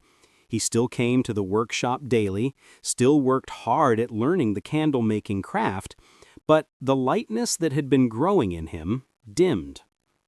Grace did her best to draw him out, to remind him that his past didn't define his future. But she could feel him pulling away, building walls between them to protect her from the darkness he carried. "Don't shut me out," she said one evening when Matthew had been particularly quiet during supper. "Whatever you're feeling, whatever darkness is pulling at you, let me in." "I don't want to burden you with this, Grace." "That's not your choice to make. I'm choosing to share your burdens, just as I'd expect you to share mine." Grace reached across the table and found his hand. Matthew, love isn't just about the good times. It's about standing together in the hard times, too. You said you weren't sure if you loved me yet, Matthew pointed out. Grace smiled. I'm more sure now than I was, because facing difficult things together, supporting each other through storms, this is what love looks like. And Matthew, I want to love you. I want to choose you, darkness and all. She heard his sharp intake of breath, felt his hand tighten on hers. Grace, I don't deserve you. Stop talking about deserving. Love isn't about deserving. It's about choosing. I choose you, Matthew Walsh. Do you choose me? Yes. The word was immediate, fervent. God, yes, Grace, I choose you. I love you. Even if it's too soon, even if I shouldn't, I love you. I love you too, Grace whispered, and as she said the words, she knew they were true. Not the giddy, uncertain feeling of early attraction, but something deeper, a commitment, a choice, a promise to stay even when things were hard. They stood and came together, and Matthew kissed her with a passion that had been building for weeks. Grace felt herself melt into him, felt the rightness of being in his arms, felt the future they could build together if they were brave enough to reach for it. When they finally pulled apart, both breathing hard, Matthew rested his forehead against hers. Marry me, he said. Not now, not until we've sorted out this mess with Drake and the Henderson children. But someday, when the time is right, marry me, Grace. Let me spend my life being worthy of the gift you've given me. Yes, Grace said without hesitation. Yes, Matthew, I'll marry you. They sealed the promise with another kiss, and Grace felt joy surge through her. Whatever difficulties lay ahead, Drake's threats, financial worries, the judgment of those who thought a blind woman and a wounded soldier were foolish to marry, they would face them together. That was what mattered. Not perfection, not wholeness, but partnership. Two people choosing to be each other's light in the darkness. The candlemaker's daughter and the soldier who'd learned to see with more than eyes. Together, they would burn bright. 6 weeks passed before William received a reply from his sister in Kansas. 6 weeks during which Matthew threw himself into learning the candle-making trade with almost desperate intensity, as if excellence in his work could somehow atone for his past. 6 weeks during which Grace and Matthew's love deepened, though shadows still lingered at its edges.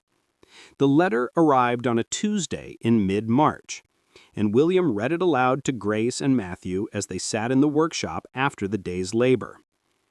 My dear brother, Aunt Miriam had written, I have investigated the matter you asked about regarding the Henderson family.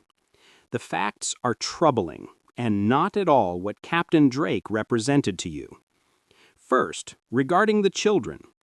The 4 Henderson children, ages 6, 8, 10, and 12, are indeed living with their mother's sister and husband in Lawrence. But the Clarks are a prosperous family. Mr. Clark owns a successful dry goods business, and they've welcomed the children into their home with genuine love and generosity. The children are well-fed, well-clothed, and attending school. They are grieving, as is natural, but they are not in financial distress. Second, regarding Captain Drake, I made discreet inquiries about him. He's a known figure in these parts, and not in a good way. After the war, Drake became involved in schemes targeting former soldiers, guilt-ridden men who he could manipulate for money. He's currently facing fraud charges in Missouri for similar activities. Third, and most importantly, I spoke with Mrs. Clark directly. She confirmed that no one has approached her seeking financial compensation for her nieces and nephews. Captain Drake has no authority to act on their behalf, and any money he collects would go straight into his own pocket, not to the children's care. My recommendation is that Matthew write directly to the Clarks, expressing his remorse for his role in their family's tragedy and offering whatever support might genuinely be helpful. But under no circumstances should he give Captain Drake a single penny. With love and concern, your sister, Miriam. The silence that followed was profound. Grace heard Matthew's breathing, heard the way it caught and released. Then she heard something else, a sound she'd never expected from him. Matthew Walsh was crying. Not quietly or decorously, but with deep, wrenching sobs that shook his whole body. Grace moved immediately to his side, her arms wrapping around him, holding him as he broke apart. "He was lying," Matthew gasped between sobs. "Drake was lying. The children are safe. They're cared for. They don't need my blood money to survive." "No, they don't," William said gently. "But Matthew, that doesn't absolve you of responsibility. Those children did lose their parents because of actions you were part of. That's still true." "I know," Matthew said, pulling himself together slightly. "But Grace was right. The way to make amends isn't through guilt money paid to a con man. It's through genuine connection, genuine attempts to do right by those children." "Then we write to the Clarks," Grace said firmly. "We tell them the truth, who you are, what happened, how sorry you are. We offer real help, real connection, if they want it. And if they don't, we respect that too." Matthew nodded, still trembling. "Will you help me write it? I don't trust myself to find the right words." "Of course." They composed the letter together that evening, with Grace suggesting phrases and Matthew refining them, while William provided paper and ink. The result was honest and heartbreaking. A soldier's confession, an acknowledgement of harm done, an offer of whatever recompense might genuinely help. "I cannot undo what I did. I cannot bring your sister and brother-in-law back, but I can commit the rest of my life to trying to do good equal to the harm I caused. If you will allow me to contribute to your nieces and nephews' welfare, through letters, through financial support as I'm able, through prayers and genuine care, I would be honored. But if you prefer never to hear from me again, I will respect that decision. Please know that I carry the weight of what I did, and I will carry it always. With deepest remorse and respect, Matthew Walsh." "It's good," William said. "Honest, humble. It gives them agency while taking responsibility." The letter was sent the next morning, and then came more waiting. But this time the waiting felt different, not passive and fearful, but active and hopeful. Matthew continued working at the candle shop, but with renewed purpose. He wasn't just hiding anymore, wasn't just passing time. He was building a life, a craft, a future. And when Captain Drake returned 3 weeks later, demanding his money, Matthew was ready. "I have no money for you, Captain," Matthew said calmly when Drake stormed into the workshop. "I know you have no authority to collect on the Henderson children's behalf. I know the children are well cared for. And I know you're a fraud who preys on guilt-ridden soldiers." Drake's face flushed with rage. "You have no proof. I have a letter from the children's aunt confirming they don't need financial assistance and that no one has contacted her seeking it." Matthew's voice was steel now. "I also have documentation of your fraud charges in Missouri. Leave now, Captain, before I report your extortion attempt to the sheriff." For a moment, Grace thought Drake might turn violent, but then she heard his footsteps retreating, heard him mutter threats as he left. The door slammed, and Matthew released a breath he'd been holding. "You did it," Grace said proudly. "You stood up to him." "We did it," Matthew corrected. "Your insight, your support, that's what gave me the strength to face him." He pulled Grace into his arms. "I couldn't have done any of this without you." They held each other in the quiet workshop, and Grace felt the shift in Matthew. The way he stood taller now, carried himself with more confidence. Drake's lies had hurt him, yes, but confronting them had also freed him. He was no longer just a guilt-haunted soldier. He was a man building a new life, making genuine amends, choosing light over darkness. 2 weeks later, a letter arrived from Mrs. Clark in Kansas. Grace sat with Matthew as William read it aloud, both of them nervous about what it might contain. Mr. Walsh, Mrs. Clark had written, your letter was unexpected and, I'll admit, difficult to read. The loss of my sister and brother-in-law still aches like a fresh wound, and knowing you were involved in their deaths brings that pain forward again. However, after much prayer and discussion with my husband, we've decided to accept your offer of connection. Cautiously, and with clear boundaries. The children know their parents were killed in the war, but they don't know the details. For now, we think it best to keep it that way. They're too young to understand the complexities of conflict and wouldn't benefit from knowing a specific person was involved. What we would appreciate is if you would write to them periodically, not as the soldier who was there when they died, but simply as a friend of the family who cares about their welfare. Tell them about your life, your work, your own journey toward healing. Let them see that goodness can come after terrible things, that people can change and grow. That might be the best gift you could give them. Hope for their own futures.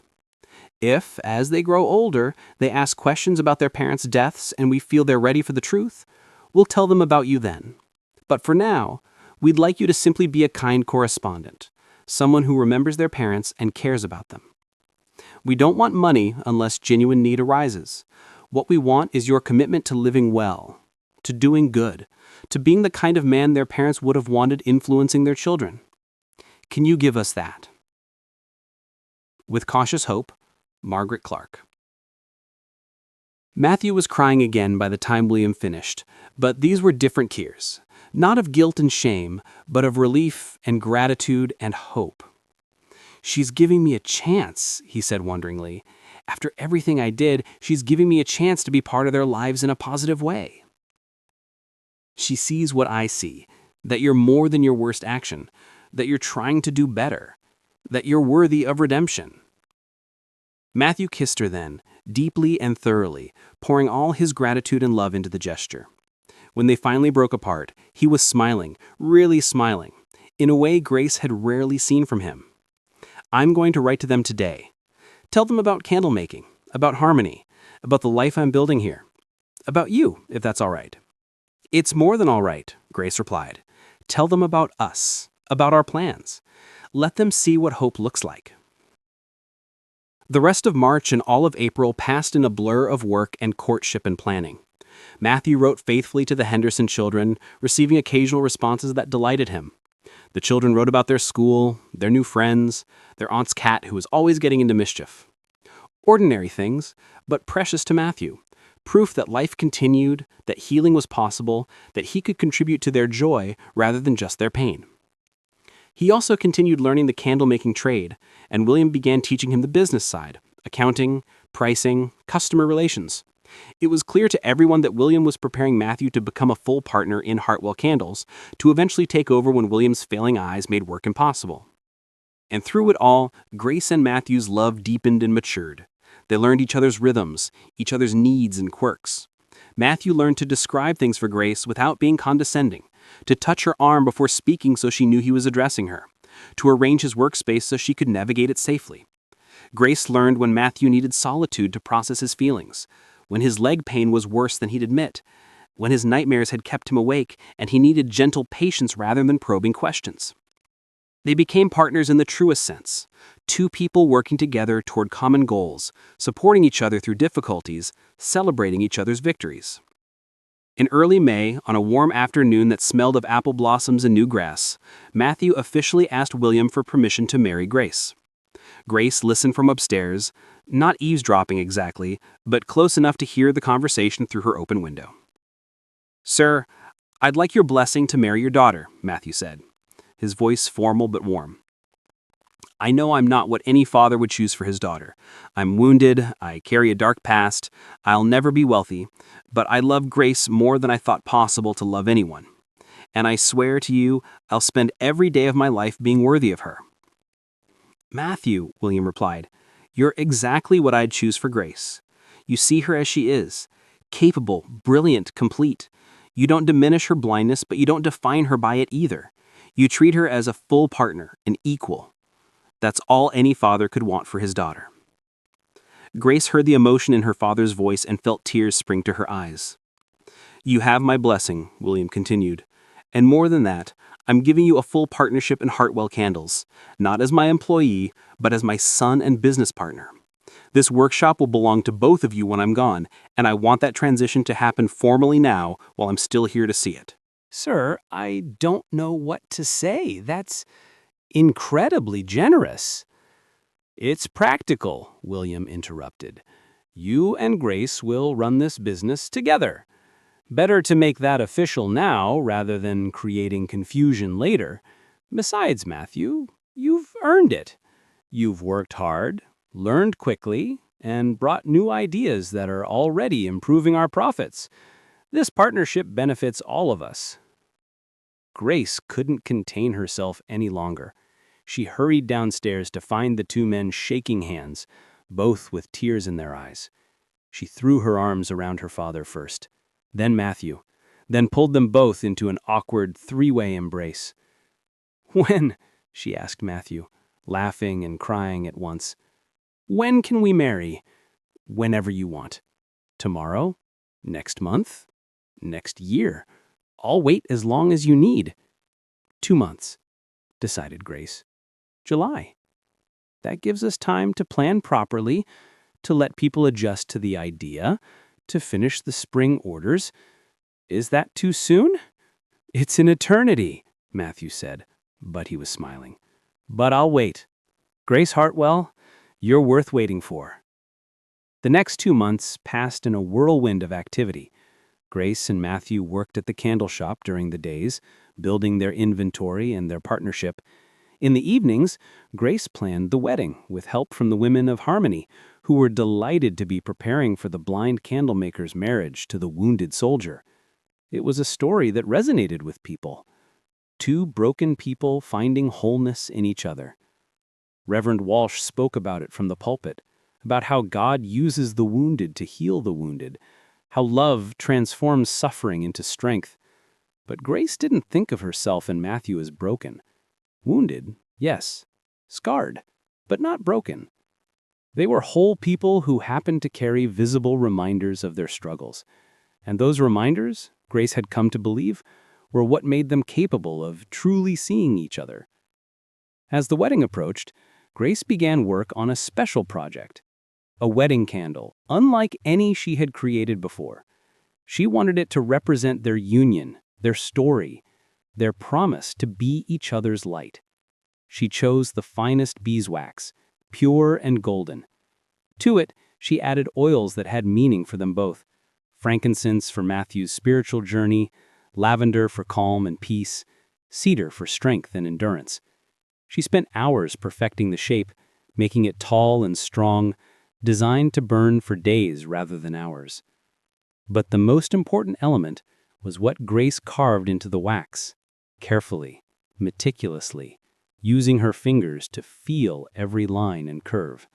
She carved 2 figures, side by side, their hands clasped. One figure held a cane, Grace's symbol. The other wore a leg brace, Matthew's. And between them, she carved a single flame, representing the light they'd become for each other. "It's beautiful," Matthew said when she let him feel the finished product. His voice was thick with emotion. "Grace, it's perfect." "It's us," Grace replied simply. 2 people who navigate the world differently, who carry visible wounds, who found each other in the darkness and chose to be each other's light. That's what I wanted to capture. The wedding candle would burn during their ceremony and then be lit on every anniversary, a yearly reminder of their promises and their love. The wedding itself was planned for a Saturday evening in mid-July in the church where Grace and Matthew had found each other on Christmas Eve. Nearly the entire town would attend, not just out of curiosity, though there was that, but out of genuine affection for the couple. Grace had insisted on a simple ceremony. She would wear a dress of cream-colored linen, practical and beautiful, with lace at the collar and cuffs that Sophie had helped her choose. Matthew would wear his best suit, freshly pressed. There would be no elaborate decorations, no expensive feast, just the community coming together to witness and bless their union. But simple didn't mean without meaning. Grace had carefully planned every element of the ceremony to reflect who they were and what they believed. The week before the wedding, Grace received an unexpected letter. It was from Mrs. Clark in Kansas, and it was addressed to both of them. William read it aloud. Dear Grace and Matthew, the children have been following your letters with great interest, and they were excited to hear about your upcoming marriage. They've asked if they might send you a wedding gift, and I've agreed, with one condition. I've told them the truth about who Matthew is and what role he played in their parents' deaths. It was time. They're old enough to understand now, and I didn't want them to learn it later and feel betrayed by the omission. Their reactions varied. The oldest, Sarah, was angry at first, but eventually came around to understanding that war is complicated, that good people do terrible things in terrible circumstances. The youngest, Jamie, forgave you immediately. He says anyone who makes candles can't be all that bad. The two middle children are still processing, but they wanted me to tell you they don't hate you. Their gift, which should arrive with this letter, is something they made themselves. I hope it brings you joy on your wedding day. With cautious but growing friendship, Margaret Clark. The package contained a hand-sewn quilt, clearly the work of children's hands, the stitches uneven, the colors somewhat chaotic, but the design was unmistakable. A large flame in the center, surrounded by smaller flames, and in the corners, 4 child-sized handprints. Grace ran her hands over it, feeling every stitch, every thread. They made this for us. They forgave me, Matthew said wonderingly. Grace, they forgave me. They're giving you what you've needed all along, not just forgiveness, but connection. They're saying you're part of their story now, part of their healing. Grace pulled Matthew close. That's the most beautiful wedding gift we could receive. They wrote back immediately, thanking the children and Mrs. Clark, expressing their gratitude and commitment to continuing the correspondence.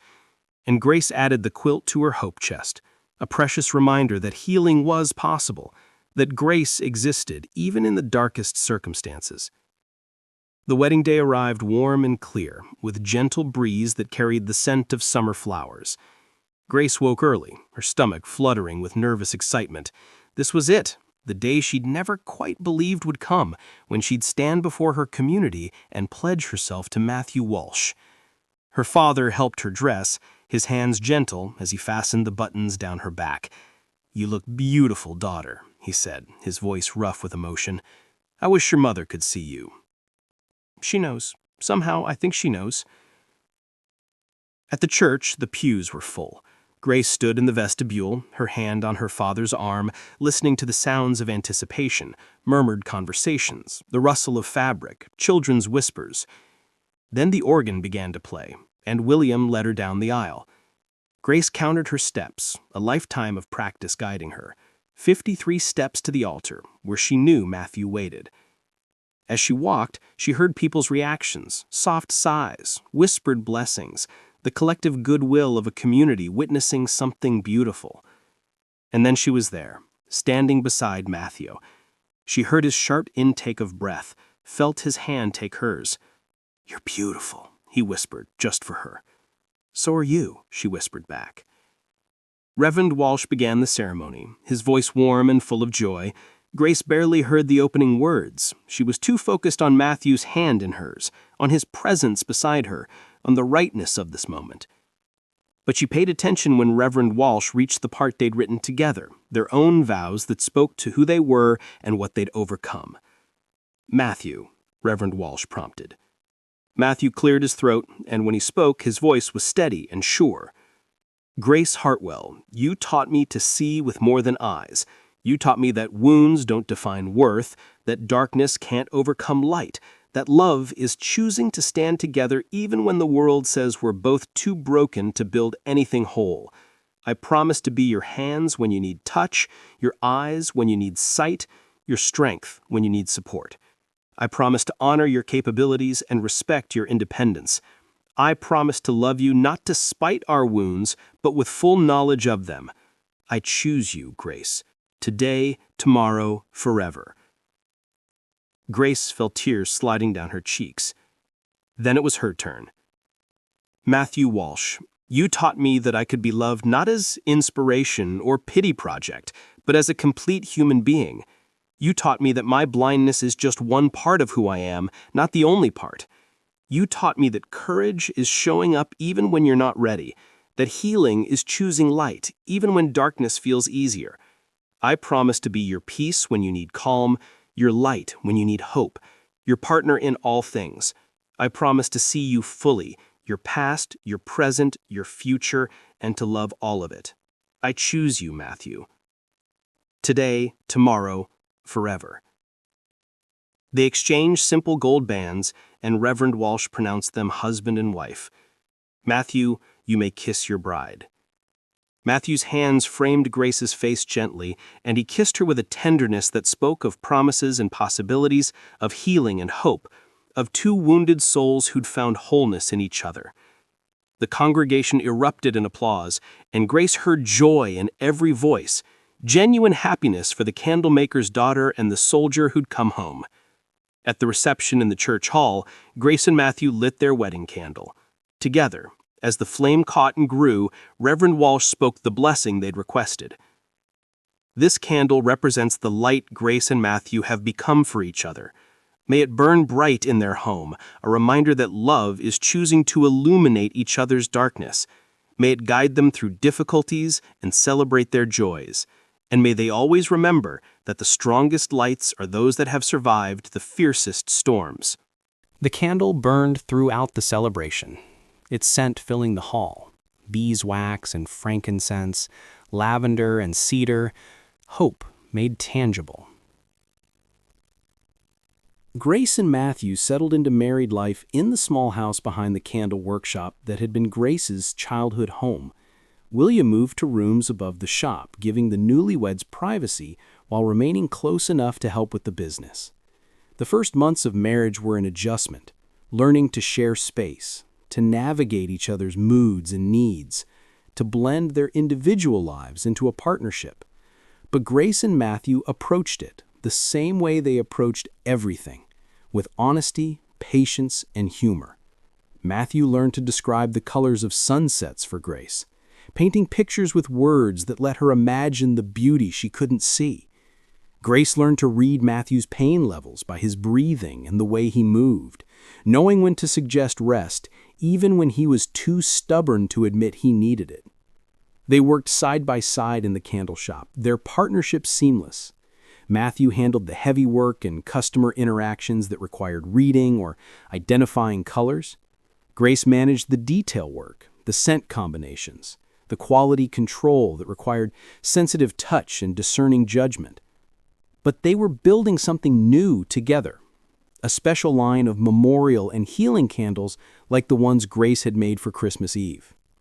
Word had spread about those candles and their meaning, and requests came from other towns, other churches, other people seeking tangible ways to honor loss and promote healing. "We could make this a significant part of the business," Matthew suggested one evening as they reviewed orders. "Not just memorial candles, but healing candles for people facing specific struggles, grief, illness, change. Each one custom-made with scents and prayers specific to their need." "Like a ministry through candle making," Grace mused. "I like that. It combines what we both love, the craft and the meaning behind it." They began developing the new line, with Grace creating scent combinations for different purposes and Matthew handling the marketing and correspondence. It grew slowly but steadily, becoming known beyond Harmony as word spread about the blind candlemaker and the wounded soldier who created light for hurting souls. Matthew continued writing to the Henderson children, and their correspondence evolved into genuine friendship. The children shared their lives, school achievements, birthday celebrations, ordinary joys. Matthew shared his own life, telling them about candle making, about Harmony, about his marriage to Grace. "I think they helped me as much as I helped them," Matthew confided to Grace one evening. Knowing they're thriving, seeing them build good lives despite losing their parents, it reminds me that tragedy doesn't have to be the end of hope. That's what you've taught me too, that our wounds can become sources of wisdom rather than just pain, that we can use what we've survived to help others survive. In the spring, Grace discovered she was pregnant. The news filled both her and Matthew with joy and terror in equal measure. They'd talked about children, of course, but the reality of it was overwhelming. What if I can't care for a baby properly? Grace worried. What if my blindness makes me a bad mother?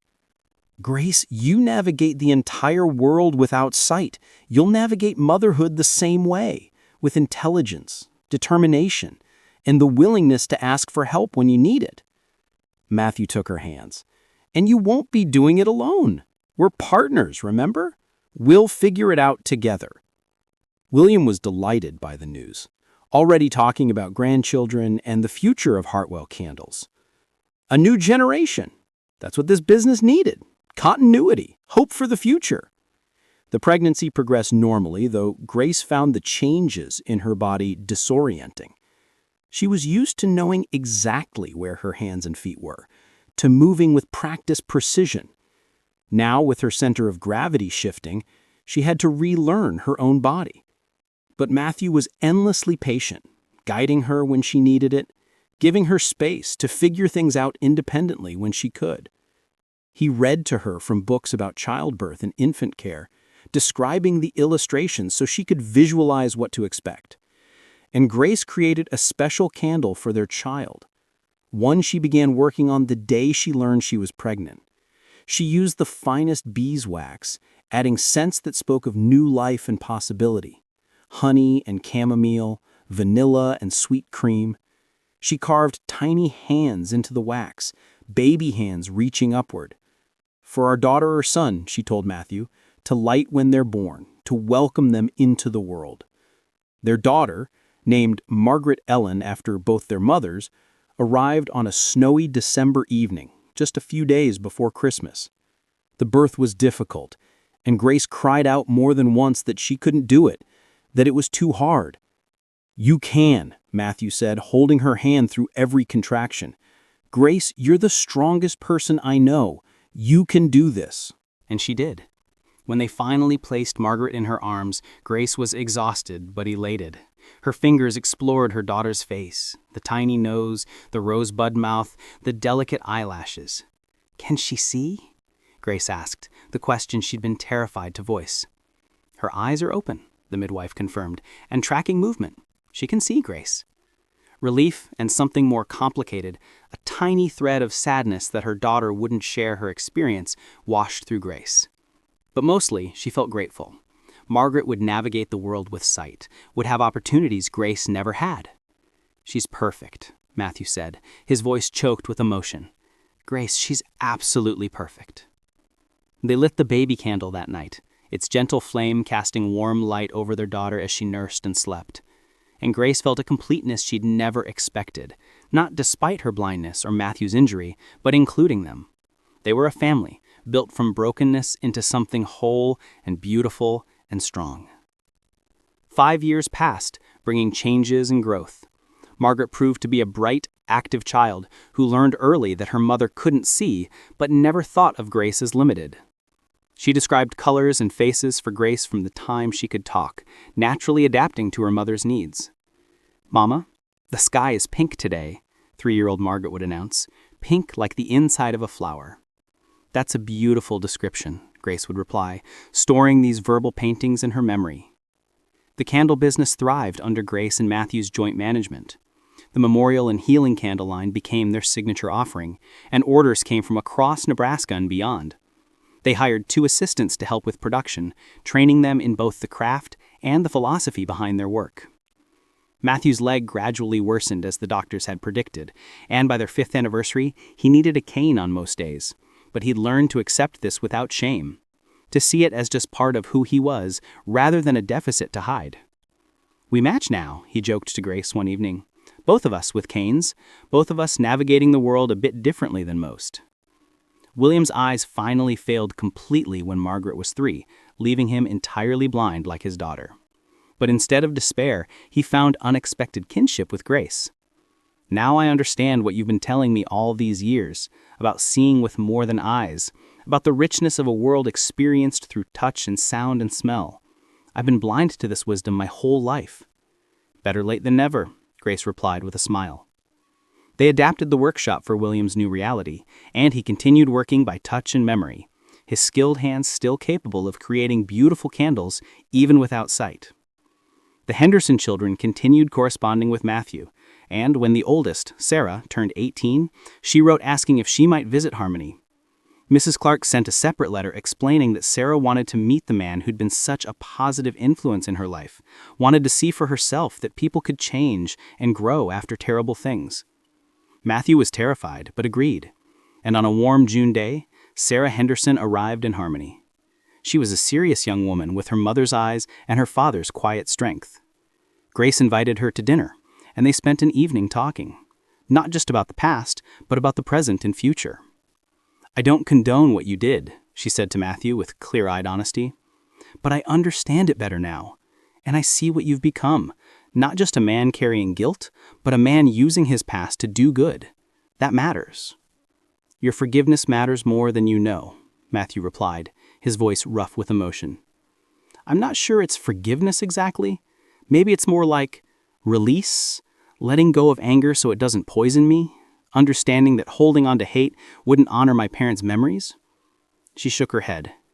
"I don't have the right words, but what I know is this. You and Grace create light for people. That's what the world needs more of. Keep doing that." After Sarah left, Matthew was quiet for days, processing the encounter. Finally, he spoke to Grace about it. "I spent so long thinking I needed to be punished, that I deserved to suffer for what I did, but Sarah showed me something different, that the best way to honor her parents' memories is by living well, by doing good, by creating light, not by wallowing in darkness." "That's what I've been telling you for years," Grace said with gentle humor. "I know, but sometimes we need to hear things from multiple sources before we can truly believe them." Matthew pulled Grace into his arms. "Thank you for being patient with me while I figured that out." As Margaret grew, she became fascinated by the candle shop and the stories behind their special candles. Grace and Matthew taught her the craft, letting her small hands learn to roll beeswax and trim wicks. "Why do we make candles for sad people?" 5-year-old Margaret would ask one day. Grace knelt beside her daughter. "Because sometimes when people are sad, they need something to hold on to. Something that reminds them light exists even in dark times. Our candles are like hugs made of wax. They tell people they're not alone." "So we make hugs?" Margaret said, her face brightening. "Exactly! We make hugs that glow." Margaret took to calling their memorial candles glow hugs, and the name stuck. Soon, customers were requesting glow hugs for grieving friends and family members, and the term became part of Hartwell Candles' brand. On their 7th anniversary, Grace and Matthew returned to the church where they'd married, lighting their wedding candle as they did every year. Margaret sat between them, watching the flame dance.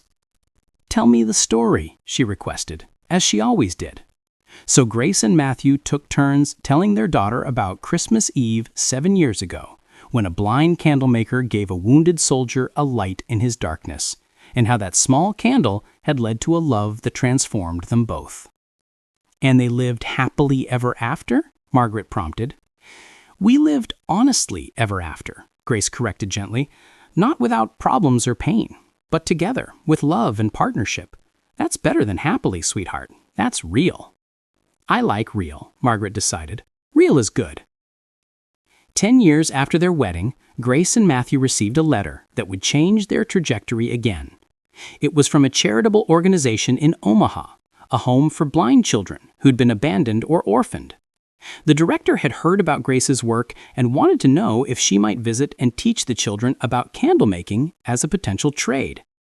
"They need hope," the director wrote. "They need to know that blindness doesn't mean they can't build meaningful lives. You, Grace Walsh, are living proof of that. Would you consider sharing your story and your skills?"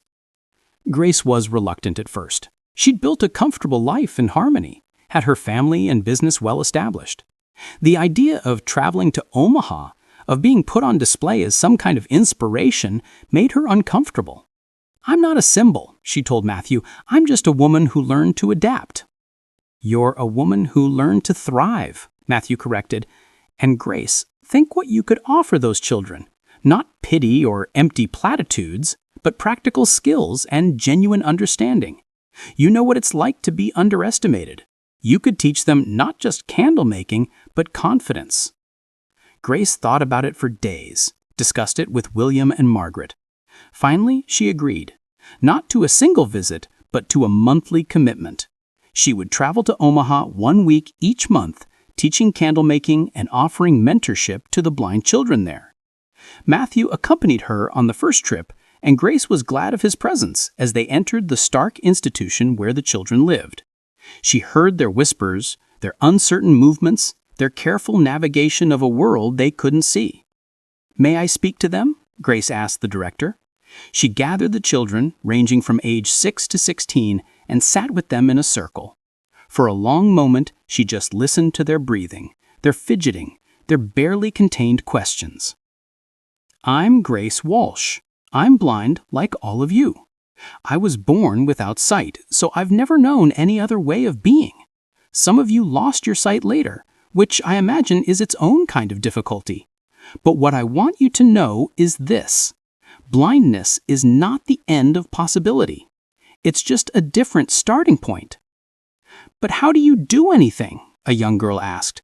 "How do you cook or work or take care of children?" "The same way you do anything, by learning, practicing, and asking for help when you need it. I run a successful candle-making business with my husband. I raised a daughter who can see. I manage a household, contribute to my community, and live a full life. Not despite being blind, but while being blind." She spent the day teaching them basic candle making, how to test the temperature of wax with their fingers, how to judge the straightness of a wick by touch, and how to roll beeswax sheets into simple candles. But more than the craft, she taught them confidence.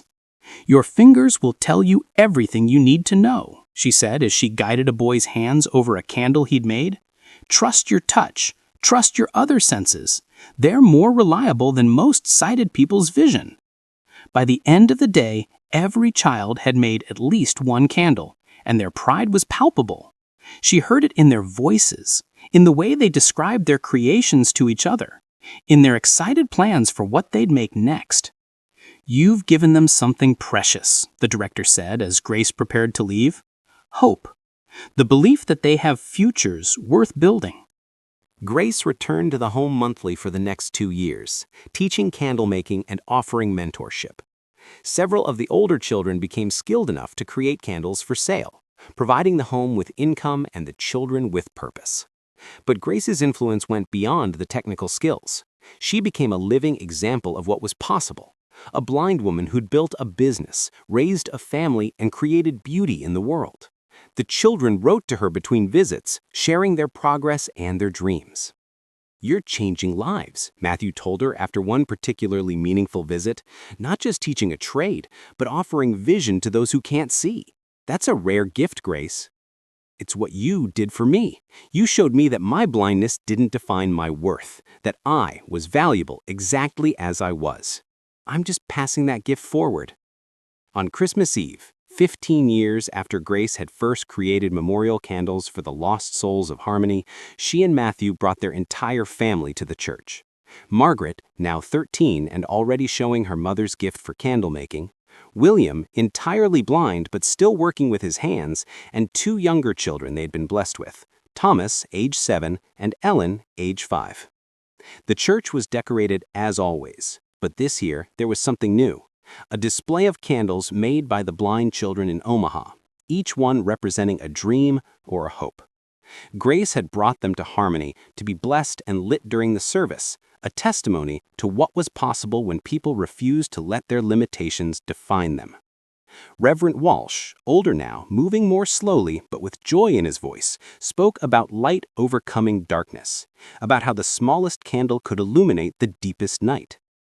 15 years ago, my son came home wounded in body and spirit, and Grace Hartwell, Grace Walsh now, gave him a candle that changed his life. Not because the candle was magic, but because it represented something essential. That even in our darkest moments, light is possible. That we can be light for each other. That love and hope and healing are real. He looked at Grace and Matthew, sitting together with their children. These two people taught our town what it means to see past surfaces to souls. A blind woman who sees more clearly than most.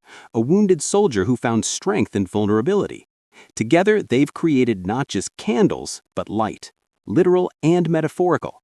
They've shown us that our wounds and limitations don't disqualify us from beautiful lives. They're just part of our stories, part of what makes us who we are.